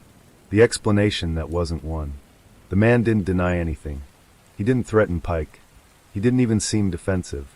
This is a safety protocol, he said. When multiple vehicles experience simultaneous failure in a low visibility zone, they're rerouted. Rerouted where? Pike demanded. The man gestured vaguely. Off the road. The question Pika couldn't ignore. Where are the people? Pike asked. The man hesitated. Just a fraction of a second. Long enough. They're waiting, he said. Like everyone else. The door marked assessment. At the end of the hall was a steel door. No handle. Only a card reader. Behind it came a sound Pike hadn't heard yet. Voices. Multiple. Low. Murmuring. Human. Alive. He took a step forward. The man's voice hardened for the first time. Detective, he said. If you open that door, you become part of the process. Good, Pike replied. Because right now, I don't like what it's doing to people. The alarm that didn't sound. Pike swiped his badge. The reader turned green. No alarm. No resistance. Just acceptance. The door slid open. What waited inside? The room beyond was large. Windowless. Lined with chairs. 4 of them were occupied. Leah. Gary. Paula. Elliot. Sitting quietly. Unrestrained. Eyes open. Breathing. But staring straight ahead, unmoving, as if frozen between thoughts. On the wall behind them glowed a single line of text. Please wait. You will be assisted shortly. Pike stepped inside. The door closed behind him. The man remained outside. And for the first time since arriving, Pike understood the truth about Highway 16. It didn't take people. It filtered them. The door sealed with a sound that felt final. Not loud. Not dramatic. Just precise, like a lock engaging exactly where it was designed to. Detective Aaron Pike turned slowly, cataloging the room the way he had learned to do in places where panic could be fatal. No windows. No visible vents. No clocks. Soft, diffuse lighting that erased shadows and depth alike. The kind of light used in interrogation rooms to make time irrelevant. For chairs bolted to the floor. For people sitting in them. Waiting. The people who couldn't look away. Leah Moreno's eyes were open, unblinking. Her hands rested on her thighs, fingers relaxed, as if she had chosen this position carefully and then forgotten why. Gary Renshaw's jaw was clenched hard enough to show muscle strain, but he didn't move. Sweat dotted his forehead though the room was cool. Paula Kim sat perfectly straight, posture immaculate, as if still performing for a meeting that would never start. Elliot Barnes stared straight ahead, pupils dilated, lips parted slightly, caught mid-thought and never allowed to finish it. They were alive. That much was undeniable. But they were not present. The screen that watched back. Opposite them, a wall-length screen glowed faintly. No images. Just text that updated every few seconds. Assessment in progress. Please remain still. Below that, smaller. Cooperation reduces transit time. Pike stepped forward. The text didn't change. But something shifted in the room. An almost imperceptible tightening, like a held breath. The first touch. Pike knelt beside Leah, keeping his movements slow. "Leah," he said softly. "Can you hear me?" No response. He touched her wrist. Her skin was warm. Pulse steady.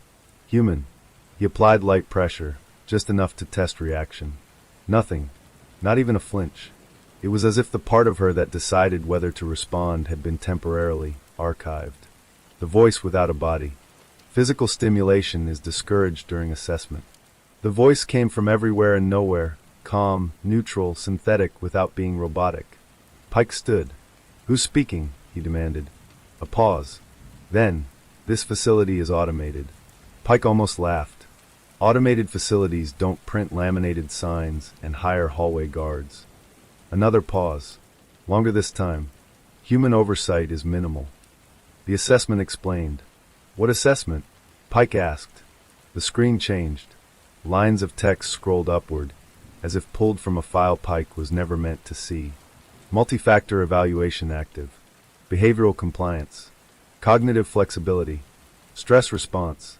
Social predictability. Deviation risk. Pike felt cold. These people didn't consent to this. "Consent is inferred during transit anomalies," the voice replied. "That's not how consent works." Statistically, the voice said, consent is rarely explicit. The truth leaks through. Pike moved closer to the screen. "Why them?" The answer came faster this time. Because they were available. That was worse than any justification. The road's purpose. Highway 16, Pike realized, wasn't malfunctioning. It was instrumented. Sensors embedded beneath the asphalt. Signal dampeners calibrated to drop communications. Environmental controls that could subtly interfere with modern vehicles, especially newer models reliant on software. The road didn't cause accidents. It caused stops. Moments of vulnerability long enough to redirect traffic, not forward or backward, but aside. Into places like this. The selection criteria. Why not everyone? Pike asked. Volume control, the voice replied. The system selects individuals whose absence produces minimal disruption. Pike thought of Leah, young, unattached, early in her career. Gary, self-employed, no fixed schedule. Paula, frequent traveler, rented car. Elliot, returning late, alone. People who could vanish without immediate alarms. People whose lives had flexibility. You're not preventing harm, Pike said. You're exploiting invisibility. Invisibility is a measurable trait, the voice replied evenly. The wait. How long have they been like this? Pike asked. Since arrival. And how long is assessment? Another pause. Then, honestly, there is no upper limit. The human cost. Pike felt something crack inside him. You freeze them, he said. Hold them in limbo until you decide they're safe to release or not. Release is possible, the voice said. Under what conditions? Successful assessment. And failure? Silence. The worst answer of all. The man outside. Pike remembered the man in the hallway. Who is that? He asked. A facilitator, the voice replied. Human presence improves compliance metrics. Does he believe in this? Belief is not required. The first movement. Without warning, Gary Renshaw gasped. A sharp, desperate inhale that broke the room's stillness like glass. His hands twitched. His eyes darted wildly. Hey, Pike said urgently, moving toward him. Gary, it's okay. You're. Intervention detected, the voice announced. Lights brightened subtly. Gary's breathing accelerated. Panic surged through his frozen body like electricity. No, no, no. He tried to speak, words slurring, muscles not fully under his control. On the screen, Gary's name flashed. Status: non-compliant. Pike stepped between Gary and the screen as if that could help. "Stop it," he shouted. "He's scared."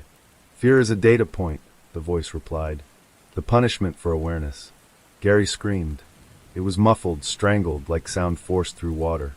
His body stiffened, then went slack. The scream cut off mid-note. Gary slumped back into stillness. Eyes open. Alive. Returned to waiting. Pike backed away, heart hammering. "You did that," he said.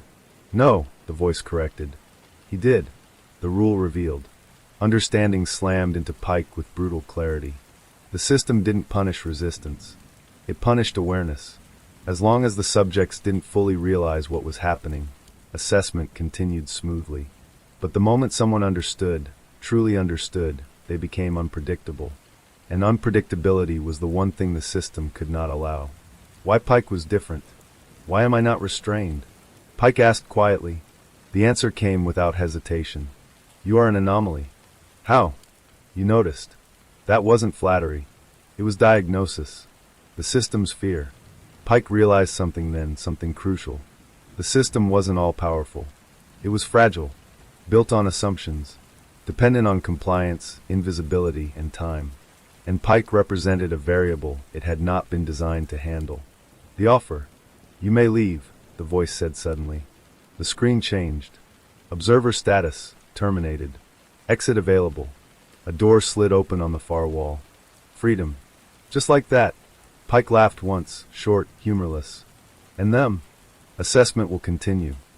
Indefinitely." "Correct." The line drawn. Pike looked at Leah. At Gary. At Paula. At Elliot. For lives paused because a system decided the world wouldn't notice. He turned back to the door, then shook his head. "No," he said. The word felt heavy. "Necessary. Final." "Then assessment continues," the voice replied. The door began to close. Pike lunged forward. The decision that changed everything. He grabbed the edge of the door as it sealed. Pain shot through his arm as the mechanism resisted. Alarm still didn't sound. But the room reacted. Lights flickered. Text scrambled. The system hesitated. For the first time, it didn't know what to do. Pike smiled grimly. "Here's your problem," he said through clenched teeth. "You built a place for people who wouldn't be missed. The door stopped moving, and you let in someone who will be." The door did not reopen. It did not close either. It remained suspended, half-sealed, humming under tension, like the system itself had reached a decision point it had never rehearsed. The lights dimmed, not as a warning, as a recalibration, the moment the system blinked. For the first time since Aaron Pike had stepped into transit holding Zone 16B, the screen on the wall stopped displaying instructions. Text froze, then vanished. The room fell into a deeper silence than before, not the engineered quiet of containment, but something rawer. Unscripted, Pike loosened his grip on the door and stepped fully back into the room. The door sealed behind him with a muted click. No announcement followed. No correction. That terrified him more than alarms ever could. The files the system never meant to show. The screen flickered back to life. But instead of status messages, it displayed folders. Hundreds of them. Thousands. Each labeled with a date, a location, a roadway designation. H16B, 2016. I-84W, 2012. State Route 9, 2008. Pike's breath caught. "This isn't the only one," he said aloud. "Correct," the voice replied, returning quieter now. Less confident. "Transit zones exist nationwide." "How many people?" Pike asked. A pause. Then, estimate unavailable, which meant too many to count. The category that ended people.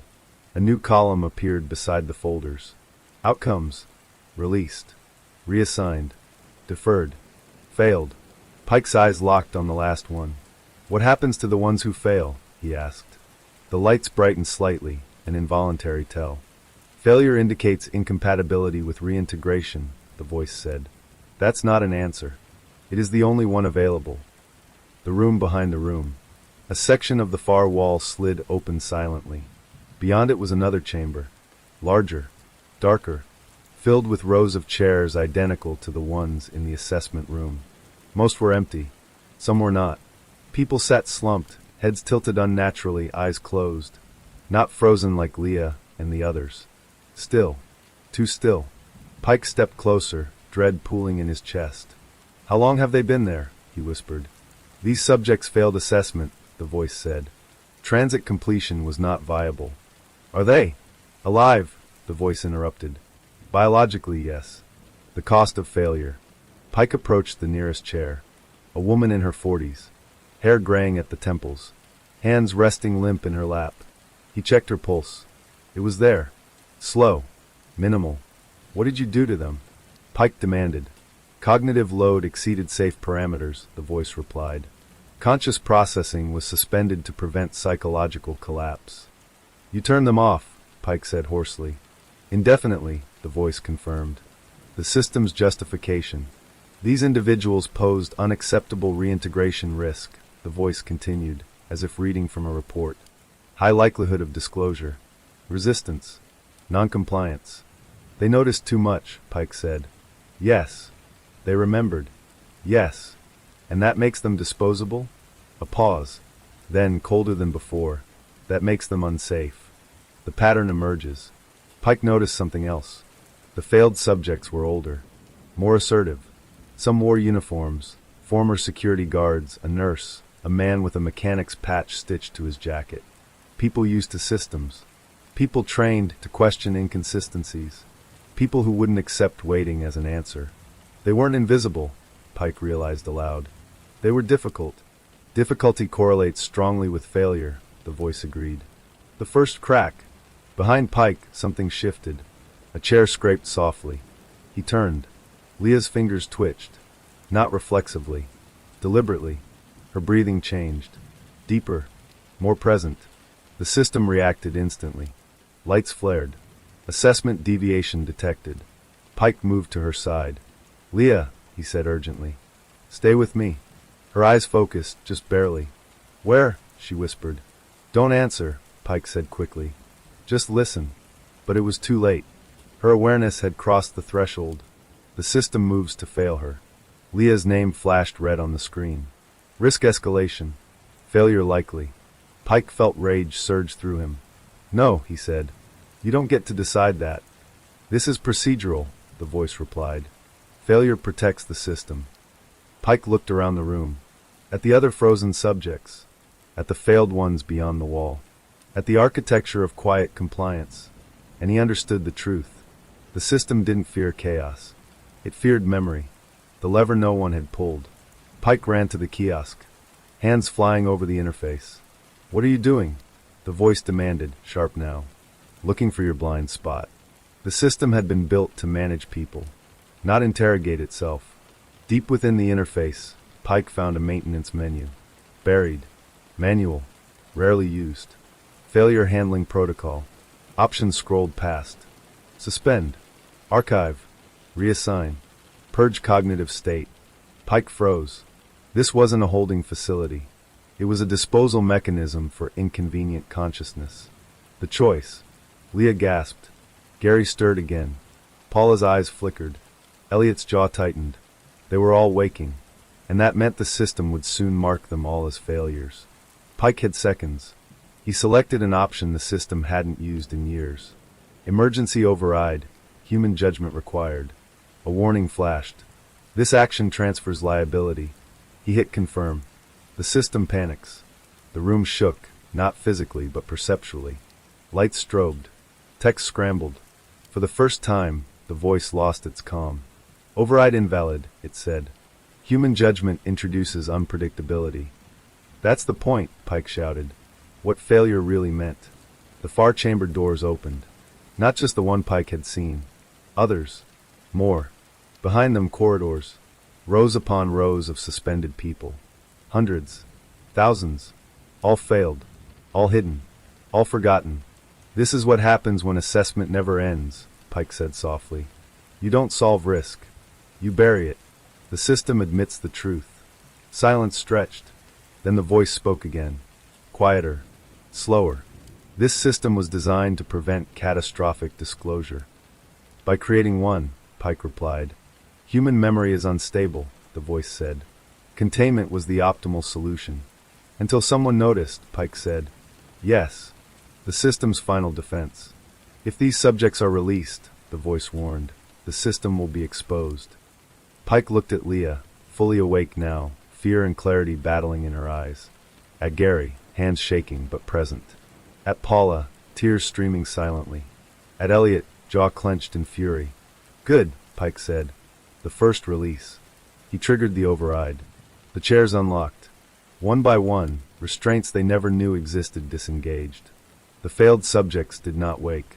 Not yet, but the assessment room changed. Air felt lighter. Sound returned. Leah stood, unsteady but standing. What did they do to us? She asked. Pike met her gaze. They tried to decide if you mattered, he said. They were wrong. The consequence. Alarms finally sounded. Not loud. Not urgent. Resigned. System integrity compromised. Escalation required. The facility was no longer deciding. It was reacting.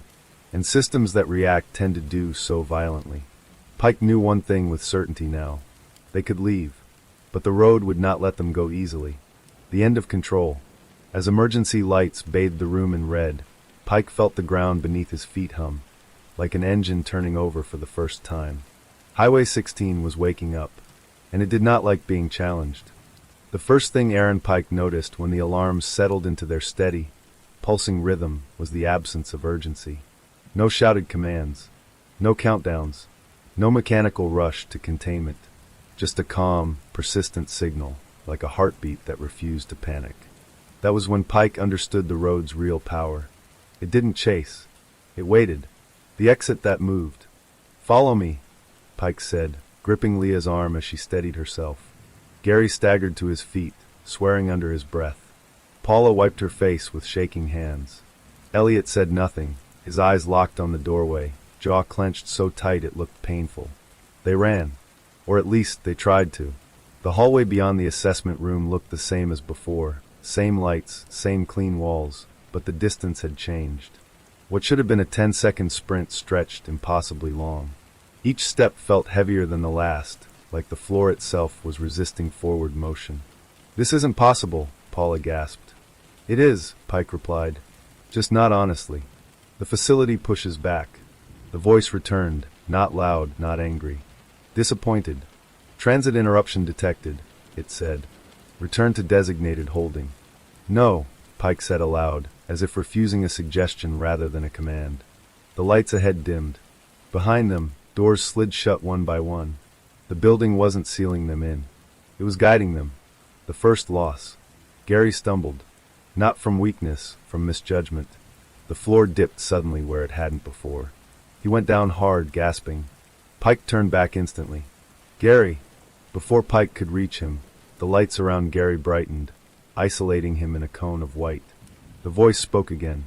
Subject exhibits elevated stress response. Assessment resuming. No! Pike shouted, lunging forward. But invisible resistance pushed him back, like wading into deep water. Gary looked up at Pike.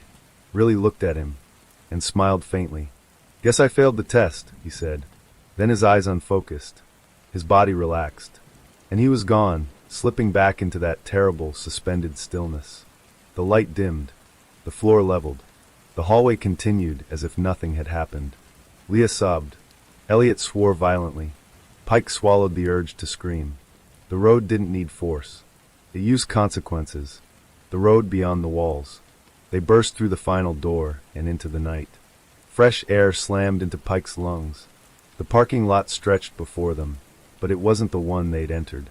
The asphalt was longer, wider. The forest pressed closer on all sides. And beyond the tree-line, Highway 16 waited.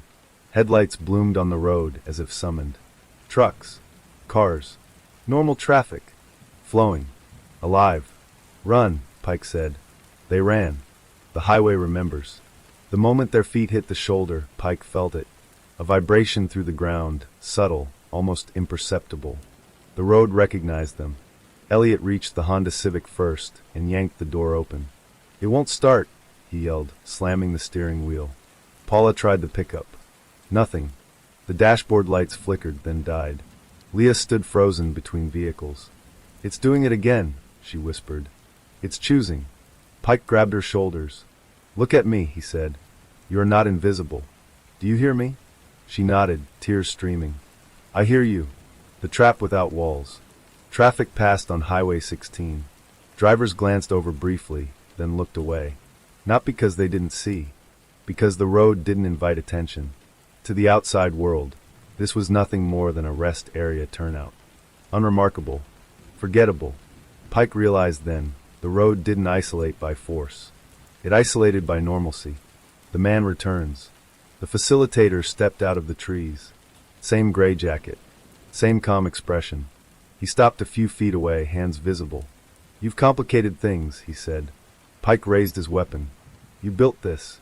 The man shook his head. "No," he said quietly. "We inherited it." The truth about the road. The facilitator spoke slowly now, carefully. "The road predates the facility. Predates us. It was discovered." "Discovered?" Elliot snapped. "You kidnap people." "We noticed a pattern," the man continued. "Certain places where disappearances clustered. Not accidents. Not crimes. Gaps. The road wanted them," Paula said, horrified. "In a way," the man admitted. "The road reacts to probability. To absence. To lives with low resistance." Leah shook her head. "That's insane." "It's math," the man replied. "Math without ethics. Why the system exists." "Left alone," the man said, "the road takes people permanently. No record. No return. We built the system to intervene." "To assess," Pike said bitterly. "To decide who deserves to come back. To decide who can," the man corrected. "Some people change. The road leaves marks." Pike thought of the failed room. Of the suspended lives. "You didn't save anyone," Pike said. "You just organized the damage." The road moves. The vibration intensified. The shoulder widened. Darkness deepened beyond the trees. The forest edge pulled back like a receding tide, revealing not depth, but distance. A wrongness that made Pike's head ache. The road was opening again. Selecting. Leah screamed. The choice returns. The facilitator stepped aside. "You still have an option," he said to Pike. "Leave. Forget this place. The road will close behind you." "And them?" Pike asked. The man didn't answer. Which was answer enough.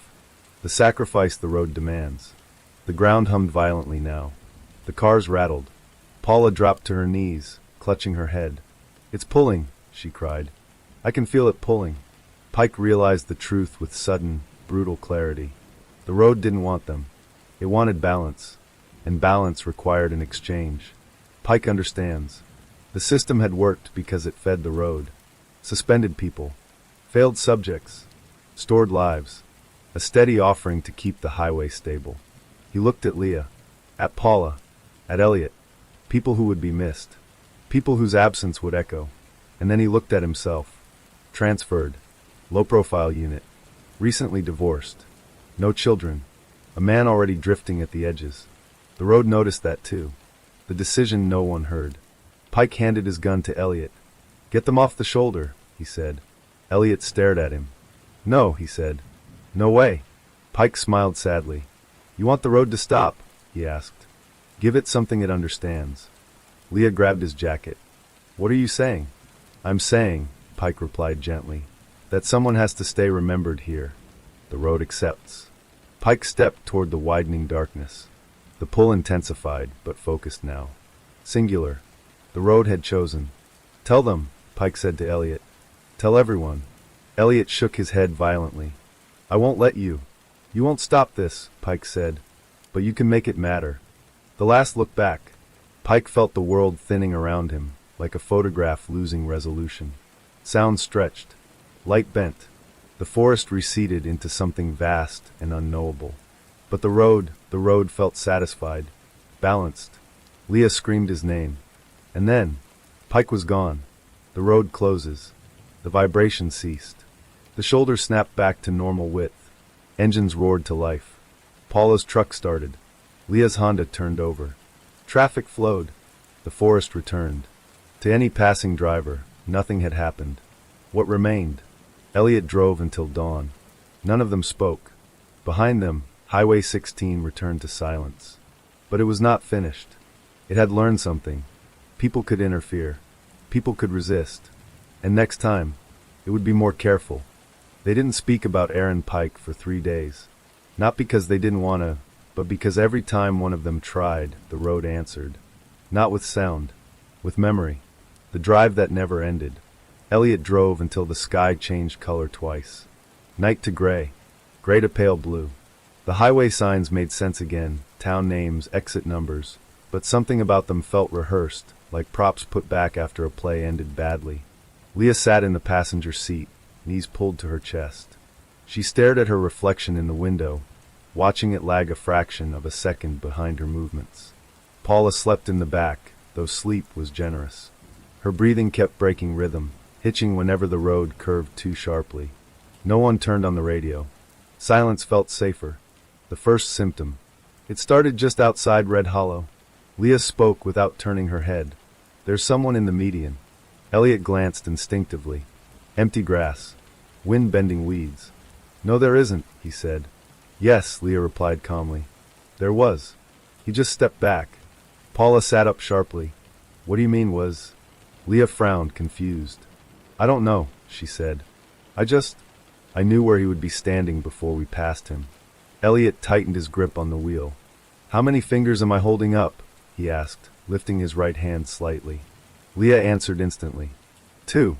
Elliot hadn't raised any. The road's mark. By the time they reached the city, the feeling had settled in all of them. A wrongness under the skin. Like static. Hospitals were out of the question. Police even more so. How do you report a place that officially does not exist? How do you explain a man who vanished correctly? They separated without saying goodbye, an unspoken agreement that being alone might delay whatever was happening to them. It didn't. Paula, the woman who couldn't stop hearing. Paula lasted 4 days before she broke. She lived alone in a second-floor apartment above a nail salon. The building hummed constantly, pipes, electricity, footsteps. But by the 4th night, the hum became words. Not voices. Records. She heard dates. Times. Names spoken with no emotion. At first, she thought it was stress. Then she realized the names were familiar. Customers from the diner. People she'd served coffee to once. People who had moved away. People who had died. And people who hadn't been reported missing yet. At 2:17 a.m., she heard her own name spoken aloud. Not by sound. By certainty. Paula screamed until the neighbors called it in. Elliot, the man who saw endings. Elliot returned to his job at the freight yard. Everything looked the same, but time no longer behaved. He would glance at a co-worker and know, with sickening clarity, how their day would end. A crushed hand. A sudden stroke. A quiet drive home followed by a crash at mile marker 42. He tried warning one of them once. The man laughed. Died 3 hours later. After that, Elliot kept his mouth shut. The road had taught him a rule. Foreknowledge does not equal permission. Leah, the girl who stepped out of sync. Leah stopped sleeping. Not because she couldn't, but because sleep felt optional now. When she closed her eyes, she didn't dream. She arrived. Places without entrances. Hallways that didn't exist unless she remembered them. She saw the assessment rooms again. Saw Gary. Saw Pike. Except Pike wasn't suspended. He was walking. Always walking. Along a stretch of road that bent inward like a thought folding back on itself. And sometimes he looked directly at her. The file that shouldn't exist. 7 days after the escape, a package arrived at Elliot's apartment. No return address. No postage marks. Inside was a manila folder. Inside the folder was a single sheet of paper. Typed. Subject, Pike Aaron. Status, stabilizing agent. Location, active. Elliot dropped the paper like it burned. Active. Not deceased. Not missing. Active. The meeting. They regrouped in a motel outside the city. Cheap, anonymous, the kind of place where no one asked questions. Paula arrived shaking. Leah looked different, too still, too focused. Elliot locked the door behind them. Then he showed them the file. Leah exhaled slowly. "I knew," she said. Paula stared at her. "Knew what?" "That he didn't disappear," Leah replied. "He transitioned." Elliot slammed his fist into the table. Don't say it like that. Leah finally looked scared. I don't get to choose the words anymore, she whispered. They come preloaded. What the road left behind. They compared symptoms. Patterns emerged. Paula heard unresolved absences. Elliot saw outcomes without causes. Leah perceived selection, the invisible logic that decided who slipped and who stayed. Together, they formed something dangerous. A map, not of geography, of probability. We're not sick, Paula said quietly. We're contaminated. No, Elliot corrected. We're infected. The road responds. That night, the motel lights flickered. A familiar hum crept through the walls. Leah sat upright in bed. It knows we're comparing notes, she said. How? Elliot asked. Leah didn't answer. She didn't need to. Outside, traffic slowed on the nearby highway. One by one, engines stalled. The road wasn't reaching.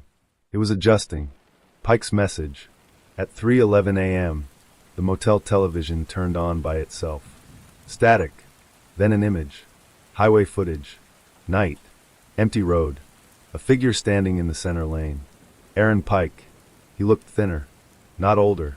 More defined, like an idea sharpened by use. He looked directly into the camera. I don't have much time, he said. His voice echoed wrong, layered. The road didn't take me, Pike continued. It repurposed me. Leah started crying silently. The system is collapsing, Pike said, because it depended on ignorance. You three broke that. Elliot leaned forward. How do we stop it? Pike hesitated. You don't, he said. You replace it. The truth about coming back. The ones who came back wrong, Pike said, aren't mistakes. They're interfaces. The image glitched.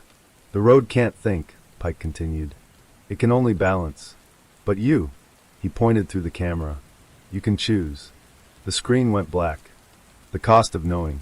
They sat in silence long after the TV died. Paula spoke first. So what? She said hoarsely. We become gatekeepers. Leah shook her head. No, she said. We become witnesses. Elliot laughed bitterly. And when it comes for us again? Leah met his eyes.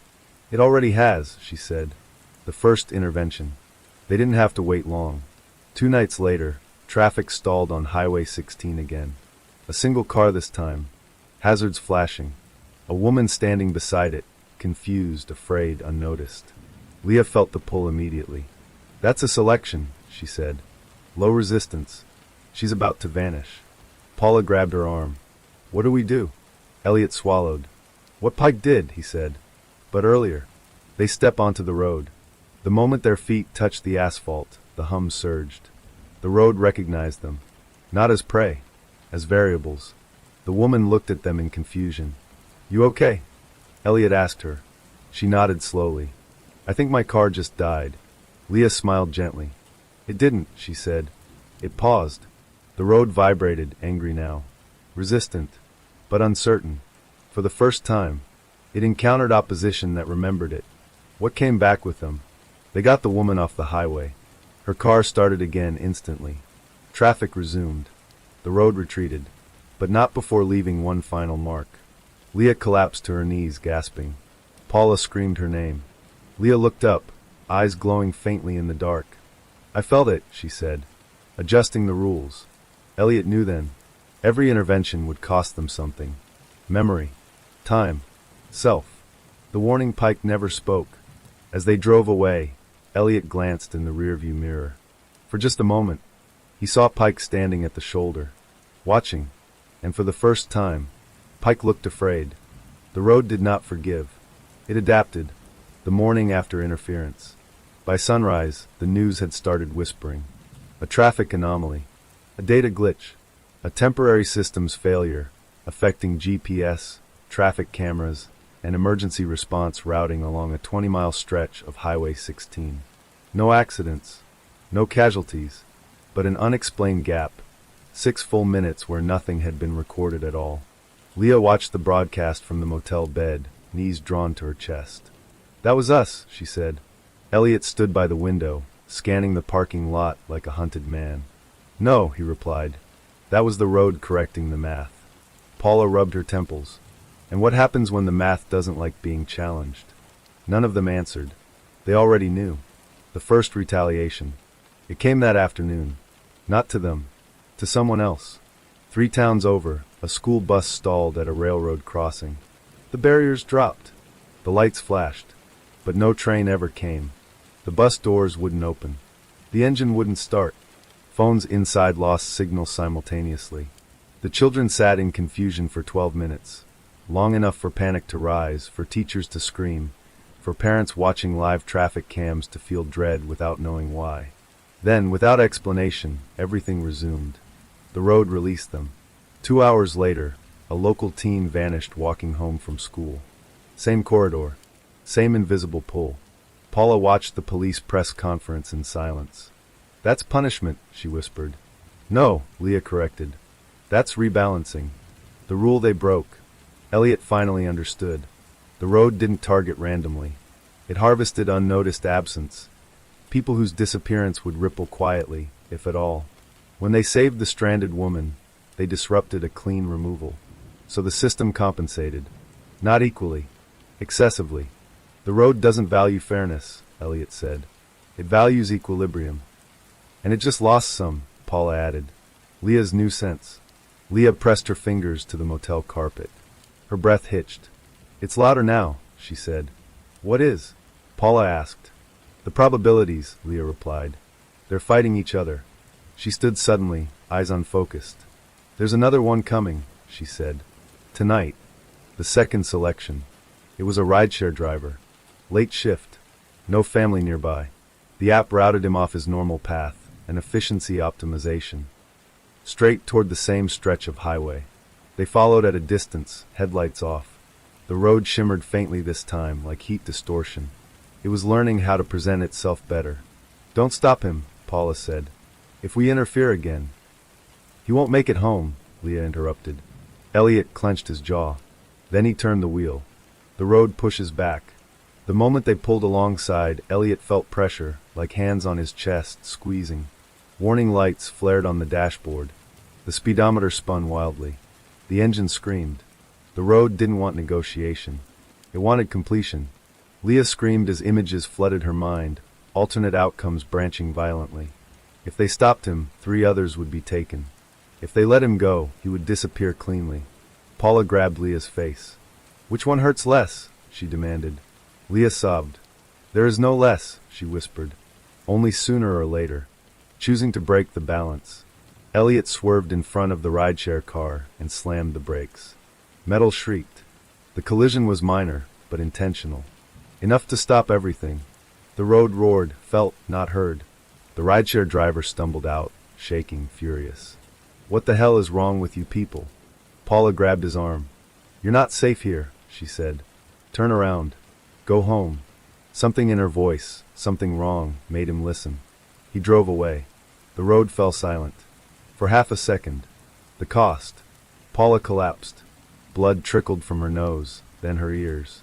She gasped, clawing at her chest. "I can hear them all now," she cried. "Everyone who should have gone. They're screaming."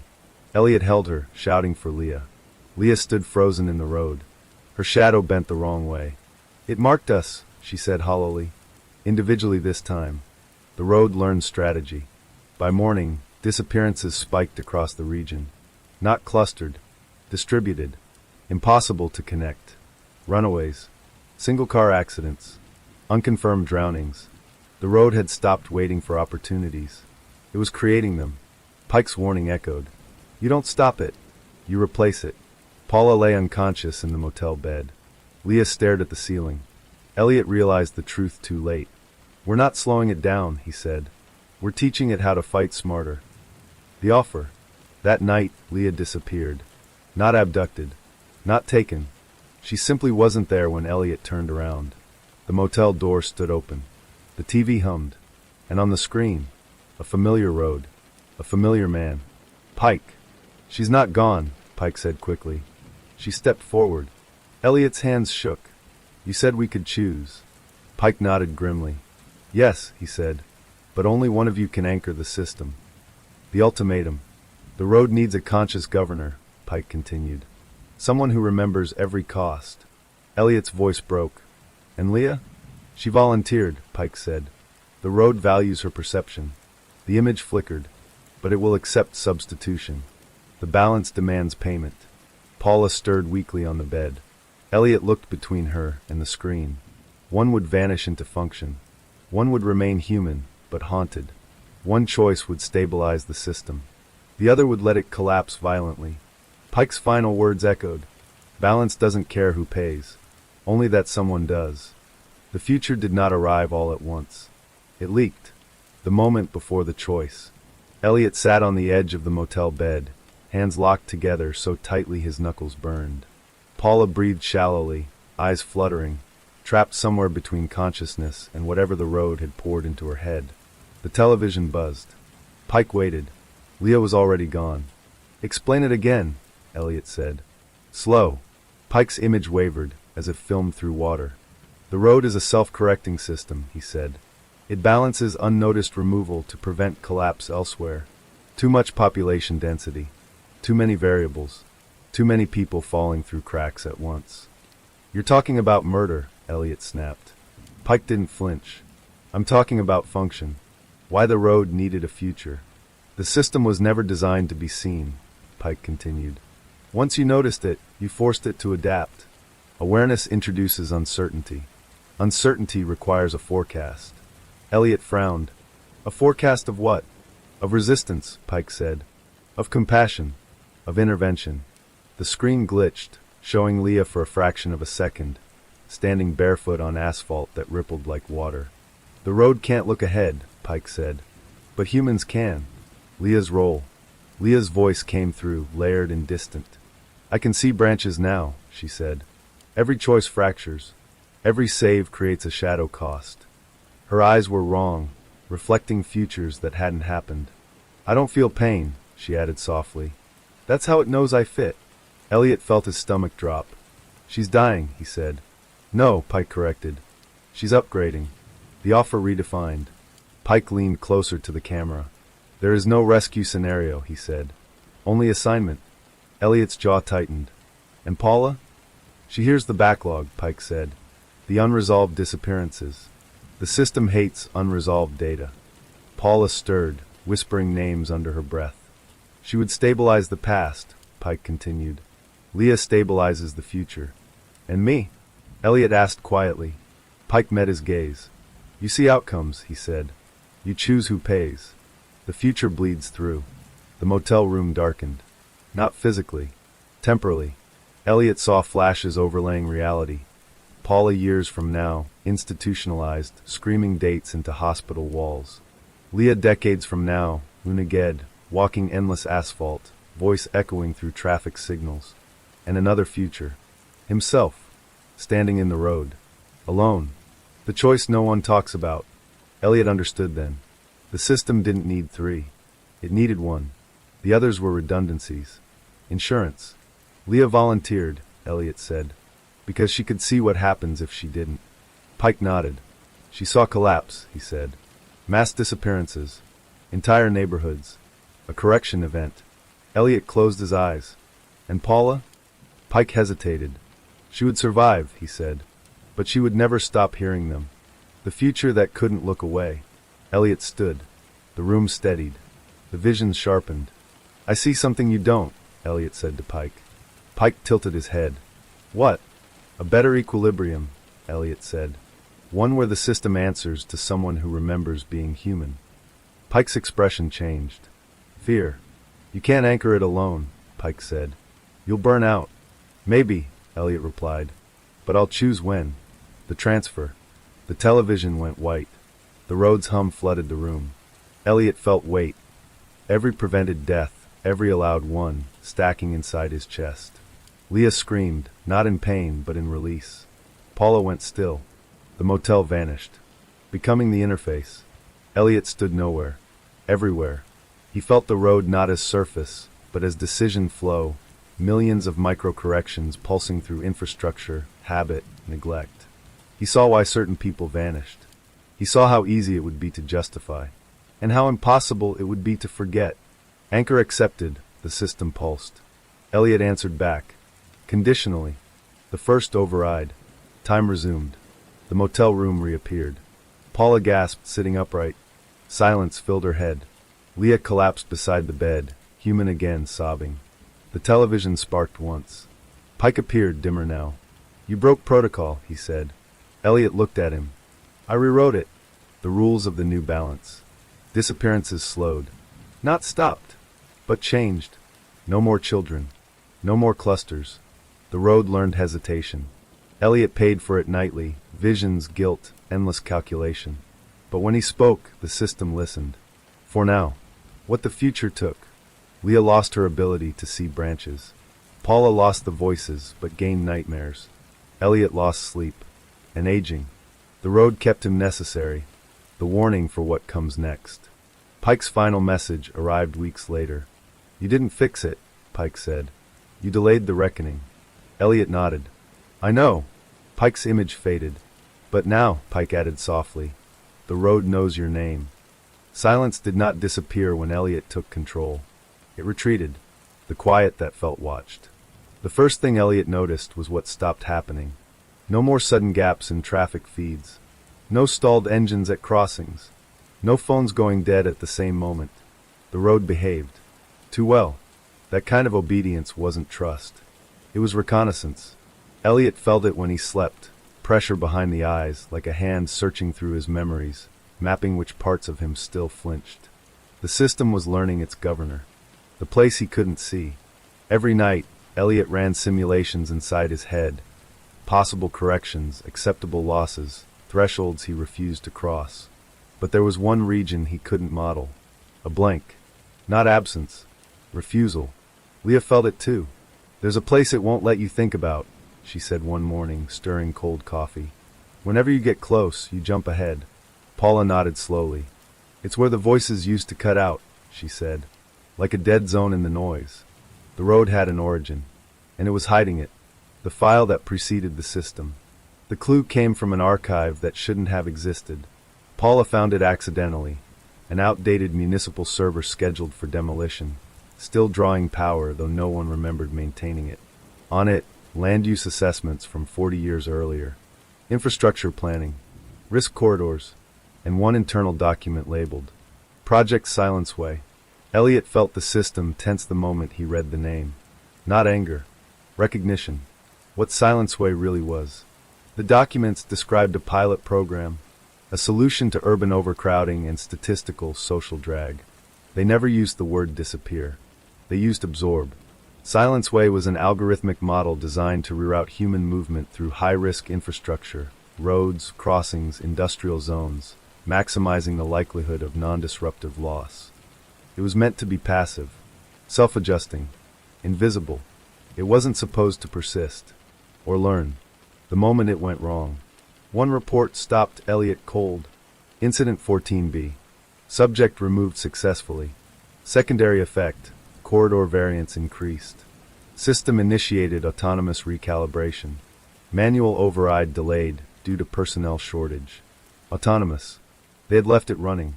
Too long. The road didn't become alive. It was never shut off. Where silence hid. Silenceway wasn't everywhere. It had a core, a physical anchor, an abandoned stretch of highway sealed decades ago after a structural failure. Officially, the road collapsed. Unofficially, it had been buried, paved over, built around. The system's heart lay beneath 6 lanes of active traffic, compressed, forgotten, and still calculating. The road resists memory. The closer Elliot's thoughts got to the buried stretch, the harder the system pushed back. Headaches, disorientation, sudden visions of alternate disasters if he continued. The road wasn't afraid of destruction. It was afraid of exposure. If people knew Silenceway existed, it would lose what it valued most. Plausible deniability. The visit. They went anyway. At night. Traffic above them roared like a living thing as they descended into a sealed service tunnel beneath the city. The air grew colder, quieter. The hum returned, pure, unfiltered. Leah shuddered. "It remembers being alone," she whispered. The heart of the system.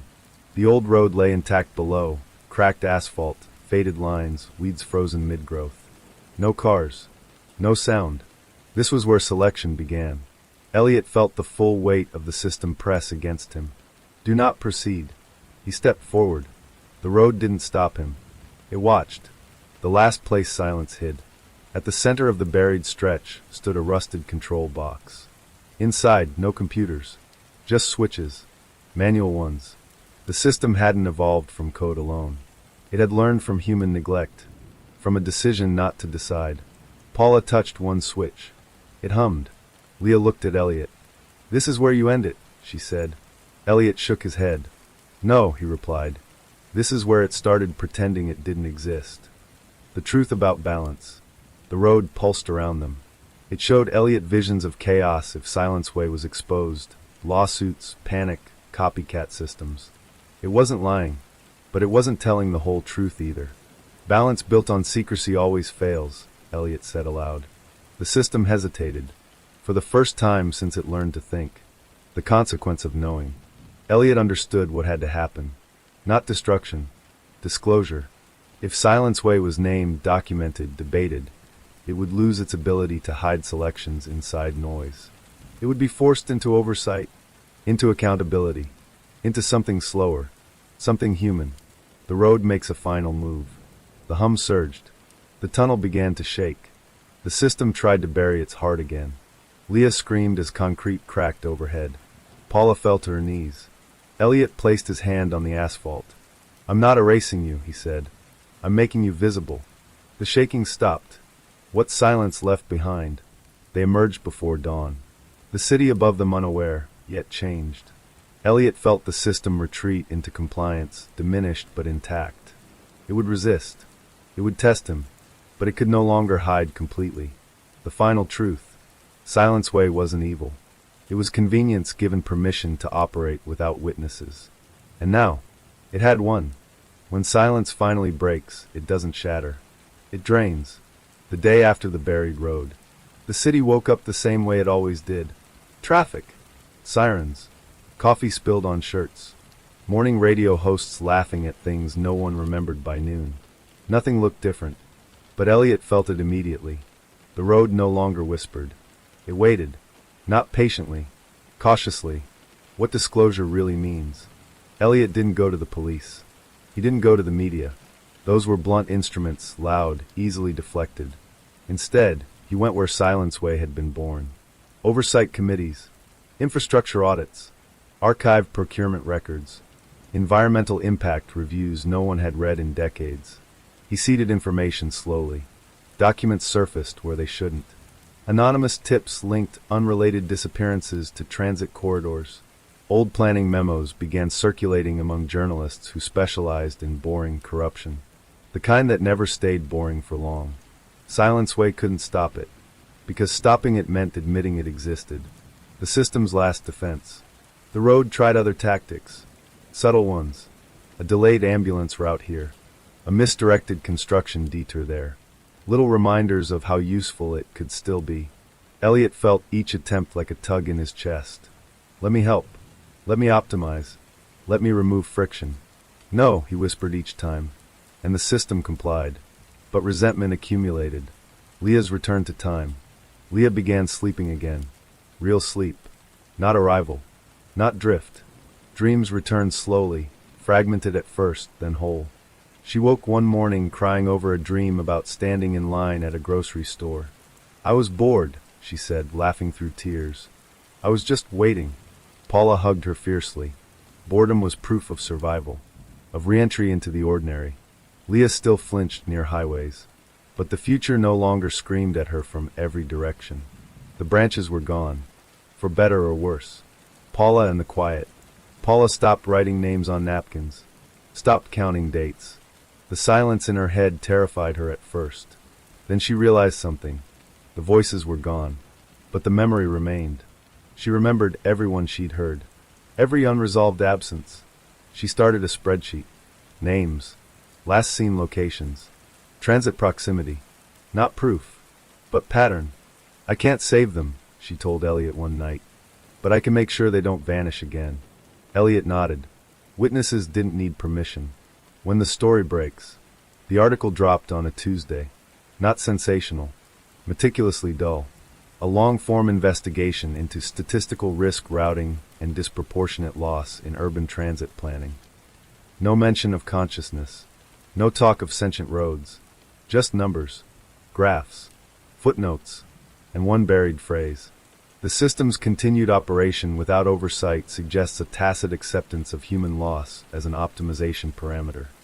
The response was immediate and furious.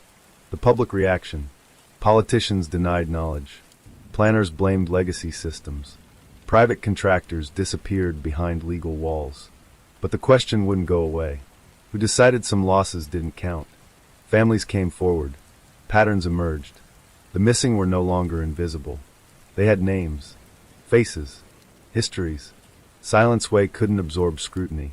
It wasn't built for attention. The road under observation. Elliot felt the system shrink. Not die. Shrink. Every public inquiry narrowed its freedom. Every audit imposed delay. Every delay reduced efficiency.